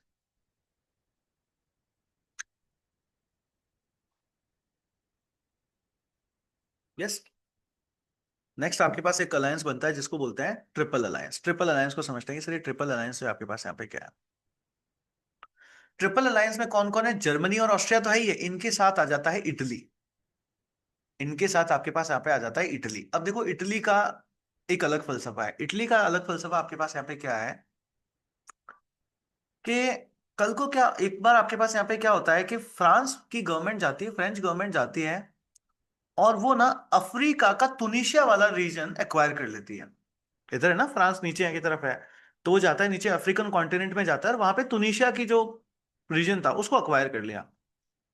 अब जब फ्रेंच गवर्नमेंट ने तुनिशिया के रीजन को अक्वायर कर लिया, तो इटली वाले डरने लगे कि कल को यार ये तो हो सकता है हमारे ऊपर भी अटैक कर लेंगे। यस, कल को हो सकता है ये हमारे ऊपर भी अटैक कर ले। एंड इटली का यूनिफिकेशन हुआ था, तो इटली ने देखा हमारा यूनिफिकेशन हुआ है, जर्मनी का भी यूनिफिकेशन हुआ है, एंड अगर हमको फ्रांस से बचना है, तो फ्रांस के दुश्मन को हमारा दोस्त बनाना पड़ेगा। यस, फ्रांस का दुश्मन कौन है? जर्मनी। तो जर्मनी के साथ फिर इटली जो है अपना अलायंस बनाता है, ताकि फ्रांस से खुद को सेफ गार्ड कर सके। एजेंडा समझ आया ना? कि सर फ्रेंच गवर्नमेंट गई अफ्रीकन कॉन्टिनेंट के अंदर, तुनिशिया करके जो रीजन था उसको उन्होंने हथिया लिया। उन्होंने हथिया लिया तो इटली डरने लगा। इटली डरने लगा कि कल को जो है ये हो सकता है हमारे ऊपर भी अटैक कर ले, तो हमको फ्रांस से खुद को बचाना है। अब फ्रांस से कैसे बचाओगे? ऑब्वियसली तुम्हारे पास कोई बड़ा सपोर्ट होना चाहिए। बड़ा सपोर्ट कौन होगा? दुश्मन का दुश्मन। अब दुश्मन कौन है? फ्रांस। उसका दुश्मन कौन है? जर्मनी। तो जर्मनी के साथ जो है वो अलायंस बना लेगा। सो ऐसे करके आपके पास 1878 के अंदर वापस एक अलायंस बनता है जिसको बोलते हैं ट्रिपल अलायंस। कौन कौन होंगे आपके पास यहाँ पे? Germany, Austria and Germany, sorry, Germany, Austria and Italy. तो फ्रेंच गवर्नमेंट ने आपके पास तुनिशिया का रीजन एक्वायर कर लिया था, इससे इटालियन गवर्नमेंट को डर लगने लग जाता है कि कहीं ये हमारे साथ भी ऐसा ना हो जाए। इसलिए लगता है बड़े लोगों से अब दोस्ती जो है वो करने का समय आ गया है। क्या? कि बड़े लोगों से अब दोस्ती जो है वो करने का समय आ गया है। सो इटली ने जो है बिस्मार्क के पास पहुंचता है और कहते हैं कि भैया हमको जो है तुम्हारी मदद की जरूरत है, हम जो है तुम्हारे साथ मिलकर के एक ट्रिपल अलायंस जो है वो फॉर्म करना चाहते हैं। तो बिस्मार्क बोलते हैं कि कुछ फायदा लग तो रहा है। तो ये बिस्मार्क जो है दोस्ती अपना लेता है, और इससे इनको दो फायदे आपके पास यहाँ पे होता है। दो फायदे क्या? पहला, a long standing enmity between Austria and Italy was ended. अगर आपको इटली का यूनिफिकेशन याद है, तो याद है ना, इटली एंड ऑस्ट्रिया के बीच में बहुत बड़ी लड़ाई चली थी। यस, याद है? याद आ रहा है नहीं आ रहा? तो इटली एंड ऑस्ट्रिया के बीच की जो लड़ाई है वो एंड हो गई आपके पास यहाँ पे। सबसे बड़ा फायदा आपके पास यहाँ पे एक तो ये हुआ। दूसरा फायदा आपके पास यहाँ पे होता है कि French deployed potentially ally. Yes, French was deprived of a potential ally. ठीक है? पोटेंशियल अलाई कैसे? ये सोचो, अगर इटली फ्रांस से दोस्ती कर लेता तो, यस, उससे डिप्राइव हो गया वो। तो जो फ्रांस को आइसोलेट करने का इसका एजेंडा था, वो चल पड़ा। Yes sir. तो ये जो है आपके पास इनके फायदे जो वो हुए थे। बट अब इसमें वापस प्रॉब्लम भी थी। अब इसमें आपके पास यहाँ पे प्रॉब्लम हो गई। प्रॉब्लम क्या हुआ कि जो ड्वेल अलायंस आपके पास थी, जर्मनी और ऑस्ट्रिया और Hungary, it mainly against Russia, ये रशिया के अगेंस्ट में आपके पास यहाँ पे मेनली जो है वो थी। बट इसके अंदर ना कॉम्प्लिकेशंस बहुत सारी आई। यस। कॉम्प्लिकेशन कैसे आई? कि देखो, बिस्मार्क का जो मेन एजेंडा था वो क्या था आपके पास, कि हमको आइसोलेट करना है फ्रांस को, and France could not gate revenge for losing the Franco Prussian war. ठीक है, उसका जो है वो अपना रिवेंज ना ले पाए। अगर रशिया जर्मनी के साथ में आपके पास यहाँ पे गुस्सा होता है, तो हो सकता है रशिया दोस्ती कर ले फ्रांस के साथ। क्योंकि अब ऑब्वियसली सर्बिया एंड ऑस्ट्रिया के बीच में जो लड़ाई हुई थी, उसमें रशिया ने जब सर्बिया का सपोर्ट किया, जर्मनी ने जब ऑस्ट्रिया का सपोर्ट किया, तो अब रशिया एंड जर्मनी के बीच में टसल स्टार्ट है। अब रशिया, सॉरी जर्मनी, फ्रांस को आइसोलेट करना चाहता है, इधर से रशिया गुस्सा है, इन दोनों के बीच में टसल चल रही है, इसने इटली का साथ दे दिया है। अब रशिया और फ्रेंच में दोस्ती होगी तो बोले हमारे हिस्से तो इतना सही आया है, इटली इतने से दोस्ती हुई है, और ये इतने बड़े हैं और ये भी इतना बड़ा है, इन दोनों ने अगर दोस्ती कर ली तो हमारा क्या होगा? समझ रहे हो ना, इन दोनों ने अगर दोस्ती कर ली तो क्या होगा? ये एक बहुत बड़ी प्रॉब्लम जो है आपके पास यहाँ पे आ जाती है। तो बिस्मार्क ना मेरे को फोन करके बोलते हैं, सर क्या बोलते हैं आपको, मेरे को फोन करके बोलते हैं कि यार देखो एक बार, सब कुछ कितना कॉम्प्लिकेटेड है, किस किस को खुश रखें समझ ही नहीं आ रहा, किस किस को खुश रखें, सब कुछ कितना कॉम्प्लिकेटेड है। एंड मेरे ख्याल से आप जो ये पढ़ रहे हो, इतने 1.5 घंटे से हम डिस्कस कर रहे हैं, आपको भी लग रहा होगा ना कितना कॉम्प्लिकेटेड है। ये जो कहते हैं ना कि किसी को खुश नहीं रखा जा सकता, सच में खुश नहीं रखा जा सकता। यस। है ना, पूरा गोलमाल है, प्रिंस कह रहा है पूरा गोलमाल है, पूरा का पूरा आपके पास यहाँ पे खिचड़ी बनी हुई है, कभी इसके साथ कभी उसके साथ, सब ऐसे ही जो है आपके पास यहाँ पे चलता है। ये जियो पॉलिटिक्स है, ये सब ऐसे ही चलता रहता है। अभी जैसे ट्रम्प साहब भी ये सब खेल रहे हैं, सब क्या है, जियो पॉलिटिक्स है। तो फ्रांस के साथ में आप सोच, इनके साथ में ये प्रॉब्लम आती है कि अगर फ्रांस और रशिया ने अगर लड़ाई, अगर एक दोस्ती कर लिया आपके पास में, एक अलायंस बना लिया जर्मनी के अगेंस्ट में, तो ये दोनों आपके पास यहाँ पे अटैक कर लेंगे जर्मनी के ऊपर। तो ये जर्मनी है, इधर से फ्रांस वाले आ जाएंगे, इधर से रशिया वाले आ जाएंगे, बताओ कहाँ जाएगा बेचारा, कहाँ जाएगा? दो तरफा अटैक आपके पास यहाँ पे हो जाता है। तो एक नाइटमेयर वाला सिचुएशन हो जाता है, मतलब रात की नींद उड़ चुकी है भैया मेरी, है ना, क्या करूं समझ नहीं आ रहा, अगर इन दोनों ने आपस में दोस्ती कर ली तो अब जो है मैं यहाँ पे क्या करूंगा? तो बिस्मार्क ने ना अपने पास एक सॉल्यूशन बोला, सॉल्यूशन, आइडिया, आइडिया। बोले क्या? बोले वो जो लीग ऑफ थ्री एम्परर्स हमने बनाई थी ना, इसको हम फिर से रिवाइव करते हैं, रशिया से एक बार फिर से दोस्ती, रशिया की तरफ एक बार फिर से दोस्ती का हाथ बढ़ाते हैं।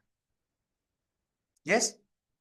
समझ आया, रशिया के साथ एक बार फिर से दोस्ती का हाथ जो है हम लोग यहाँ पे बढ़ाते हैं। तो समझते हैं ये सारी चीजें जो है आपके पास यहाँ पे किस तरीके से होगी।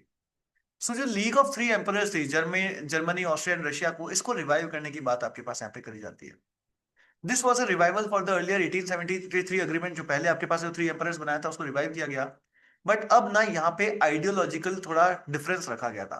So but now Bismarck tone down ideological unity, कि जो आइडियोलॉजिकल यूनिटी थी उसको थोड़ा सा इन्होंने बोला इसको कम रखना है। They were all monarchies, but they wasn't enough to hold them together. Instead he focus on the practical compromises, कि भैया प्रैक्टिकल कॉम्प्रोमाइजेस जो हम लोग यहाँ पे कर लेते हैं, वो भी किसके ऊपर, जो भी आपके थोड़े थोड़े टेरिटोरियल डिस्प्यूट्स वगैरह आपके पास चल रहे हैं in Balkan region between Austria and Russia, बोले इनके ऊपर जो हम लोग कॉम्प्रोमाइज यहाँ पे कर लेते हैं। और इसका मेन एम क्या है? मेन एम ये है कि रशिया को फ्रांस के साथ में दोस्ती नहीं होने देनी है। इस पूरे रिवाइवल का जो मेन एम है क्या है, कि रशिया की फ्रांस के साथ आपकी दोस्ती जो है वो नहीं होने आपके पास यहाँ पे देनी है। तो इस तरीके से आपके पास यहाँ पे इस जो थ्री एम्परर्स था उसका रिन्यूअल किया जाता है, एंड देन बल्गेरियन क्राइसिस आपके पास यहाँ पे जो हो जाता है। तो देखो किस तरीके से है। The alliance was renewed in 1884, but इसमें वापस प्रॉब्लम आ गई, कैसे? बुल्गारिया में, क्योंकि उसको सपोर्ट कर देगा फिर फ्रांस, उधर से आप देखोगे इधर से सपोर्ट मिल जाएगा। बुल्गारियन क्राइसिस आपके पास हो जाता है। Bulgaria had just become independent from the Ottoman rule. अब देखो यहाँ पे क्या चीज आपके पास होगी, नीचे बुल्गारिया एंड साइबेरिया, ना साइबेरिया बुल्गारिया, याद है ना वो रीजन, अगर आपको मैप याद है तो, और ऑटोमन एम्पायर है। ऑटोमन एम्पायर वीक होगा, ये सब छुटमुटे बोलेंगे, हम जो है वो खड़े होते हैं, है ना, हमको जो है वो इंडिपेंडेंस चाहिए। और ये लोग कोशिश करते हैं कि हम ऑटोमन एम्पायर को पूरा का पूरा हटा ही दें अपने यहां से। ठीक है। तो अब ये लोग आपस में दोस्ती करेंगे और ऑटोमन एम्पायर के अगेंस्ट हो जाएंगे। फिर थोड़ा सा वक्त बदलेगा, ये जो बाकी के जो बुल्गारिया और इनके ऑटोमन के साथ वापस दोस्ती हो जाएगी। एंड ये लोग मिलकर के जो है वो, जो आपके पास सर्बिया और ये वाला रीजन है, इटली ये वाला रीजन है, इसको पूरा वापस डिस्टेबलाइज कर देंगे। करेक्ट, ये पूरा आपके पास यहाँ पे चलेगा। समझते हैं ये पूरी चीजें आपके पास यहाँ पे किस तरीके से जो है वो होती है। सो अलायंस बनाया, अलायंस किस लिए बनाया था कि रशिया और फ्रांस को दोस्ती नहीं होने देनी है। सब कुछ सेट था, बिस्मार्क वॉज हैप्पी कि सब सेट हो चुका है। अब सब सेट हो चुका है, रशिया और फ्रांस को मैंने फिर से दोस्त बनने से जो है वो बचा लिया। यस, अब ये वापस दोस्त नहीं बनेंगे, सब सेट हो चुका है, सब सेट हो चुका है। बट आप देखते हो कि अब जो है आपके पास यहाँ पे क्या होता है, आपके पास बुल्गारिया में क्राइसिस जो है वो हो जाता है। अब आपके पास यहाँ पे है कि अगर ऑस्ट्रिया एंड रूस लड़े तो जर्मनी भी उसमें जो है वो खिंच जाता। ये इनके पास हमेशा का यही है कि दोस्ती करवाऊं तो भी कितनी, दुश्मनी करवाऊं तो भी जो है आपके पास यहाँ पे कितनी, है ना, ये हमेशा ही इनके सामने आपके पास प्रॉब्लम जो है वो रहती है। So let's understand Bulgarian crisis में क्या हुआ। तो Bulgaria had just become independent from the Ottoman rule, ठीक है, आफ्टर द रशिया रूस और Turkish war. Russia wanted influence there, Russia चाहता था कि बुल्गारिया के ऊपर हम जो है वो अपना इन्फ्लुएंस रखेंगे। ऑस्ट्रिया ने कहा ऐसा कैसे, ऐसा कैसे, हमारे पास का रीजन है, तुम कैसे कंट्रोल कर लोगे। और इनके बीच में आपके पास हो जाता है disagreement. So the disagreement over Bulgaria strained Austria and Russia. बोले अभी अभी तो दोस्ती कराई थी यार, 4 दिन तो कम से कम, 2 पैक तो साथ में ले लेते हैं, अभी वापस लड़ पड़े हो, थोड़ा तो रुक लेते हैं। यस, थोड़ा तो रुक लेते हैं। और फिर से बिस्मार्क जो है आपके पास परेशान हो जाता है, बोले करें क्या इन लोगों का, सब गुड़ गोबर कर देते हैं, सारी की सारी मेहनत का मेरे गुड़ गोबर जो है वो कर देता है। अब बिस्मार्क का फाइनल मूव आता है जिसको बोलते हैं द री इंश्योरेंस ट्रिटी, कि भैया इन दोनों की लड़ाई कभी नहीं होने देनी है। कि अगर ऑस्ट्रिया और जर्मनी की जिस दिन लड़ाई, सॉरी, ऑस्ट्रिया और रशिया की जिस दिन लड़ाई हो गई, ये लोग मेरे को फालतू ही घुसेड़ देंगे इस लड़ाई में, तो मेरे को इनको रोकना है। और इसका फाइनल मूव इनका होता है द री इंश्योरेंस ट्रिटी। अब देखो री इंश्योरेंस ट्रिटी क्या है, सेकेंड। हाँ जी, री इंश्योरेंस ट्रीटी था कि जो ये फ्रेंको रशियन अलायंस बन रहा है इसको न्यूट्रलाइज करना है। So to neutralize the threat of the Franco Russian alliance and to avoid a true front war, Bismarck signed a reinsurance treaty with Russia. ये जो हमने रिवाइवल किया था ना, रिवाइवल ऑफ द 3 एम्परर्स, ये वो वाली ट्रीटी की बात आपके पास यहाँ पे हो रही है। अब इसकी टर्म्स क्या रखी गई कि Germany and Russia would remain neutral if either was attacked by a third power.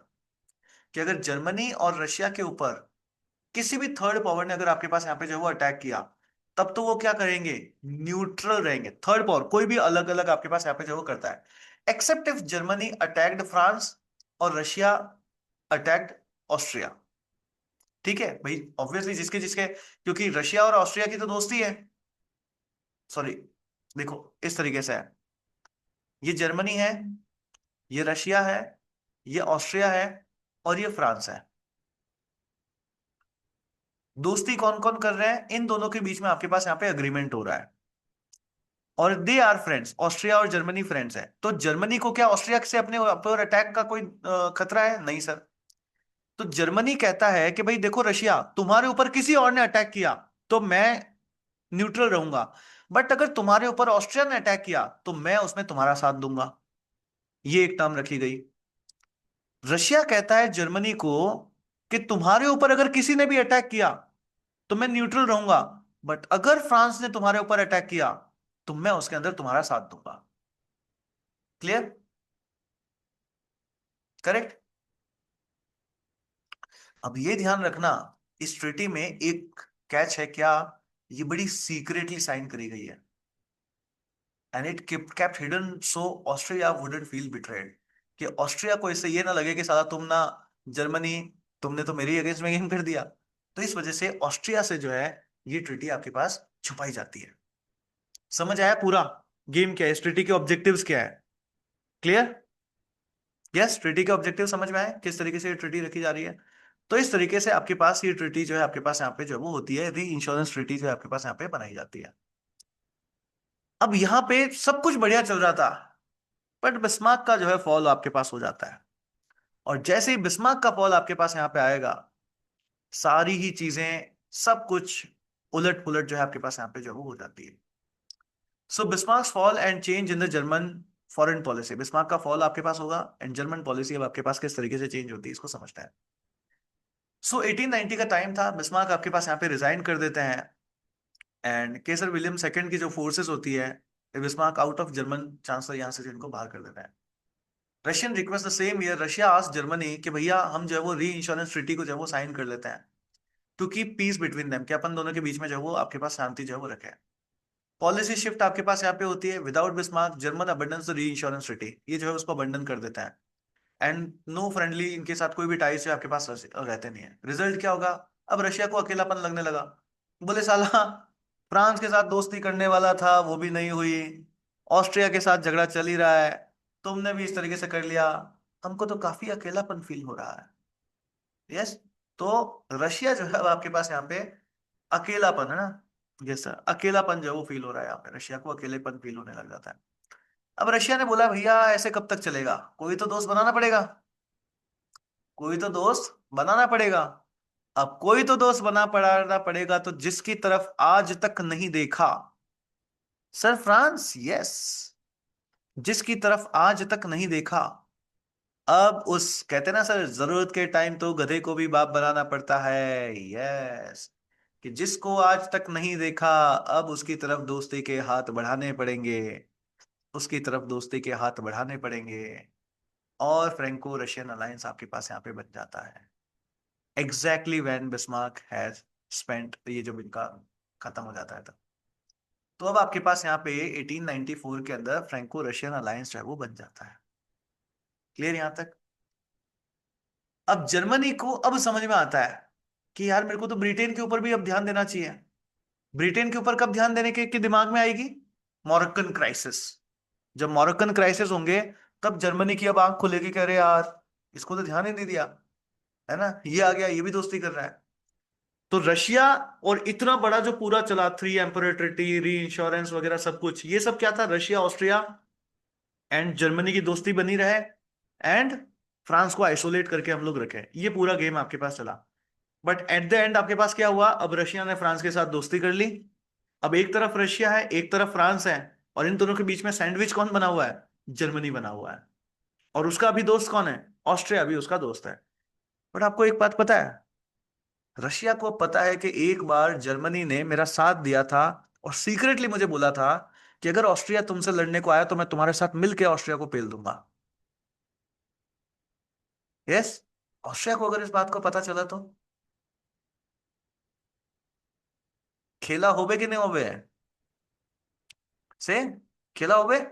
Austria को अगर इस बात का पता चल गया तो जर्मनी को बड़ा डर लग रहा है, बोले यार ऊपर ब्रिटेन है वो भी इससे दोस्ती कर रहा है, ठीक है, ऊपर जो ब्रिटेन है वो इससे दोस्ती कर रहा है, रशिया और फ्रांस में आपस में दोनों दोस्ती हो चुकी है, और नीचे जो ऑस्ट्रिया है, रशिया के पास पुख्ता सबूत है, किसी भी टाइम में दहला सकते हैं तो हमको।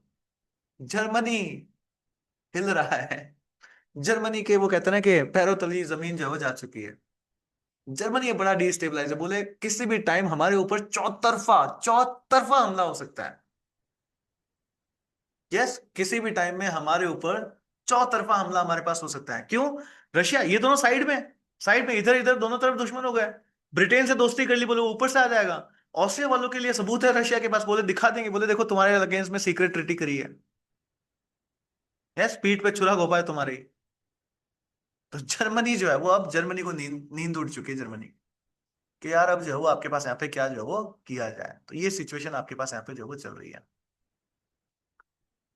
तो अब जो है बिस्मार्क वगैरह ये सब जो है, जर्मनी आपके पास यहाँ पे सोच रहा है कि भैया ये जो है ब्रिटेन के ऊपर भी ध्यान देना पड़ेगा। So the new German leadership now sees Britain, not France और रशिया, फ्रांस और रशिया को नहीं देख रहे, ये ब्रिटेन को जो है अपना राइवल समझता है कि यार ये जो है अपना यहाँ पे दुश्मन है। और इसलिए अब ये यहाँ पे आपके पास एक प्लान बनाता है। क्या प्लान बनाते हैं, कि हमको एक पावरफुल नेवी बनानी है। यस, क्यों, ब्रिटेन को अगर कंट्रोल करना पड़ेगा ना, तो फिर आपको नेवी के ऊपर ध्यान देना पड़ेगा। And this would force Britain to keep its fleet in home waters instead of protecting its vast overseas empire. And the naval arm race begins. यहां से अब आपके पास naval arm race, weapon race, naval arm race जो है आपके पास यहाँ पे जो है वो स्टार्ट हो जाती है। अब ये जो नेवल स्ट्रेटेजी आपके पास थी उसका एक अनएक्सपेक्टेड आउटकम आपके पास यहाँ पे आया क्या? The plan works in one sense, एक सेंस में तो आपके पास यहाँ पे जो है ये आपके पास यहाँ पे काम कर गया। Britain does take Germany seriously as a threat, Britain ने जो है वो जर्मनी को सीरियसली लेना स्टार्ट कर दिया, बट इसने बैकफायर भी कर दिया। अब अगर आप एक तरफ से नेवल बनाते जाओगे पावर, ऑब्वियसली जो इधर से फ्रांस देख रहा है इधर से रशिया देख रहा है, ये देखते थोड़ी ना रहेंगे, ये बनाएंगे। So Britain abandons its traditional splendid isolation policy, जो पहले अकेले रहने वाली पॉलिसी थी इसको खत्म कर दिया और बोला अब हम जो है यूरोप में दोस्त बनाएंगे। अब ब्रिटेन कह रहा है अब हम यहाँ पे दोस्त बनाएंगे। हम जब दोस्त बनाएंगे तो ऑब्वियसली बनेगा किसका? जर्मनी को काउंटर करने के लिए दोस्त बनाना है। तो इधर की साइड में रशिया कह रहा है मेरे से दोस्ती कर लो, इधर फ्रांस कह रहा है मेरे से दोस्ती कर लो, और दोनों कह रहे हैं हम आपस में दोस्त हैं। अब ये तीनों दोस्त बनना चाह रहे हैं। यस, इधर से ये तीनों कि भाई जर्मनी ने बोला, जर्मनी देख रहा है कि ब्रिटेन हमारा दुश्मन है, इसको कंट्रोल करने के लिए मेरे को नेवी बढ़ानी पड़ेगी, तो वो नेवी बढ़ाने लगता है।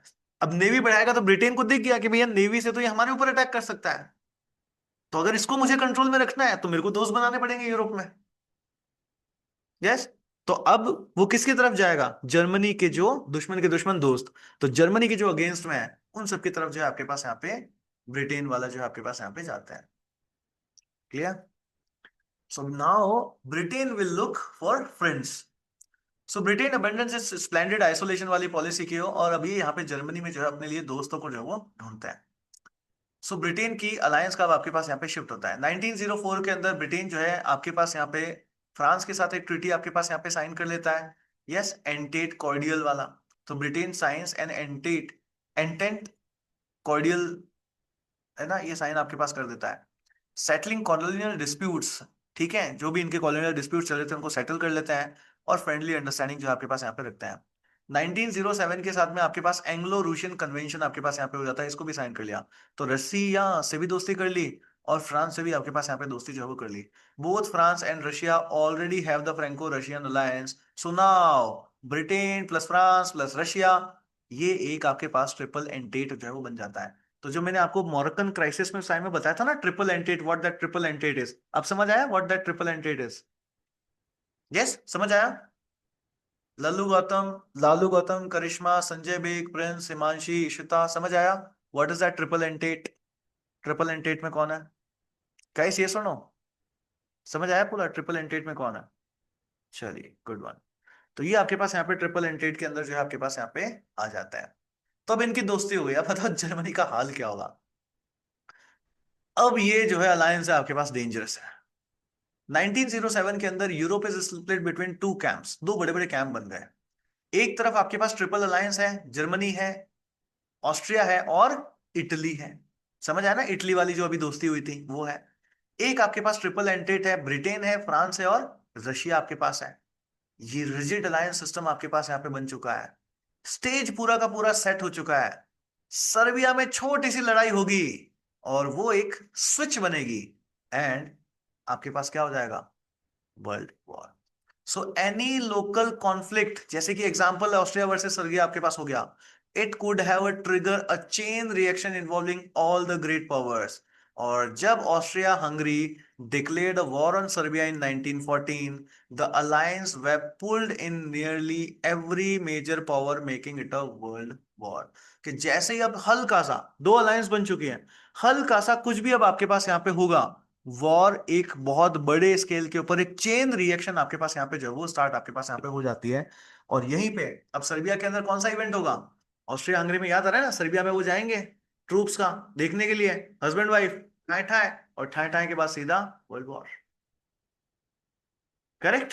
तो इस तरीके से आपके पास वर्ल्ड वॉर जो है वो पूरा स्टार्ट होगा। मतलब ये हमने दो लेक्चर्स के अंदर वर्ल्ड वॉर, वैसे तो बेसिकली कल वाला लेक्चर ना भी देखो ना, आज वाले लेक्चर के अंदर हमने पूरा देख लिया स्टार्टिंग से लेकर के, कि पूरा का पूरा आपके पास किस तरीके से वर्ल्ड वॉर, जो जर्मनी के यूनिफिकेशन से लेकर के रशिया के ना क्या कहते हैं उसको, रिवॉल्यूशन को लेकर के, उस पूरे जब वो एंड होता है उसके बाद से लेकर के वर्ल्ड वॉर तक क्या क्या चीजें आपके पास हुई, छोटे छोटे इवेंट्स, और इन सब की दोस्तियां, किस तरीके से आपके पास अलायंसेस बने, ये जो हम लोगों ने पूरा का पूरा यहाँ पे देख लिया। Good one. सो ये लेक्चर अगर आपको अच्छा लगा हो, सब आपने अच्छे से समझाओ, तो इस लेक्चर को आपको क्या करना है, एटलीस्ट एक इंसान के साथ जो है जरूर शेयर कर देना। ओके, चलिए, थैंक यू सो मच। इस लेक्चर की रिकॉर्डिंग को हम लोग यहाँ पे खत्म कर लेते हैं।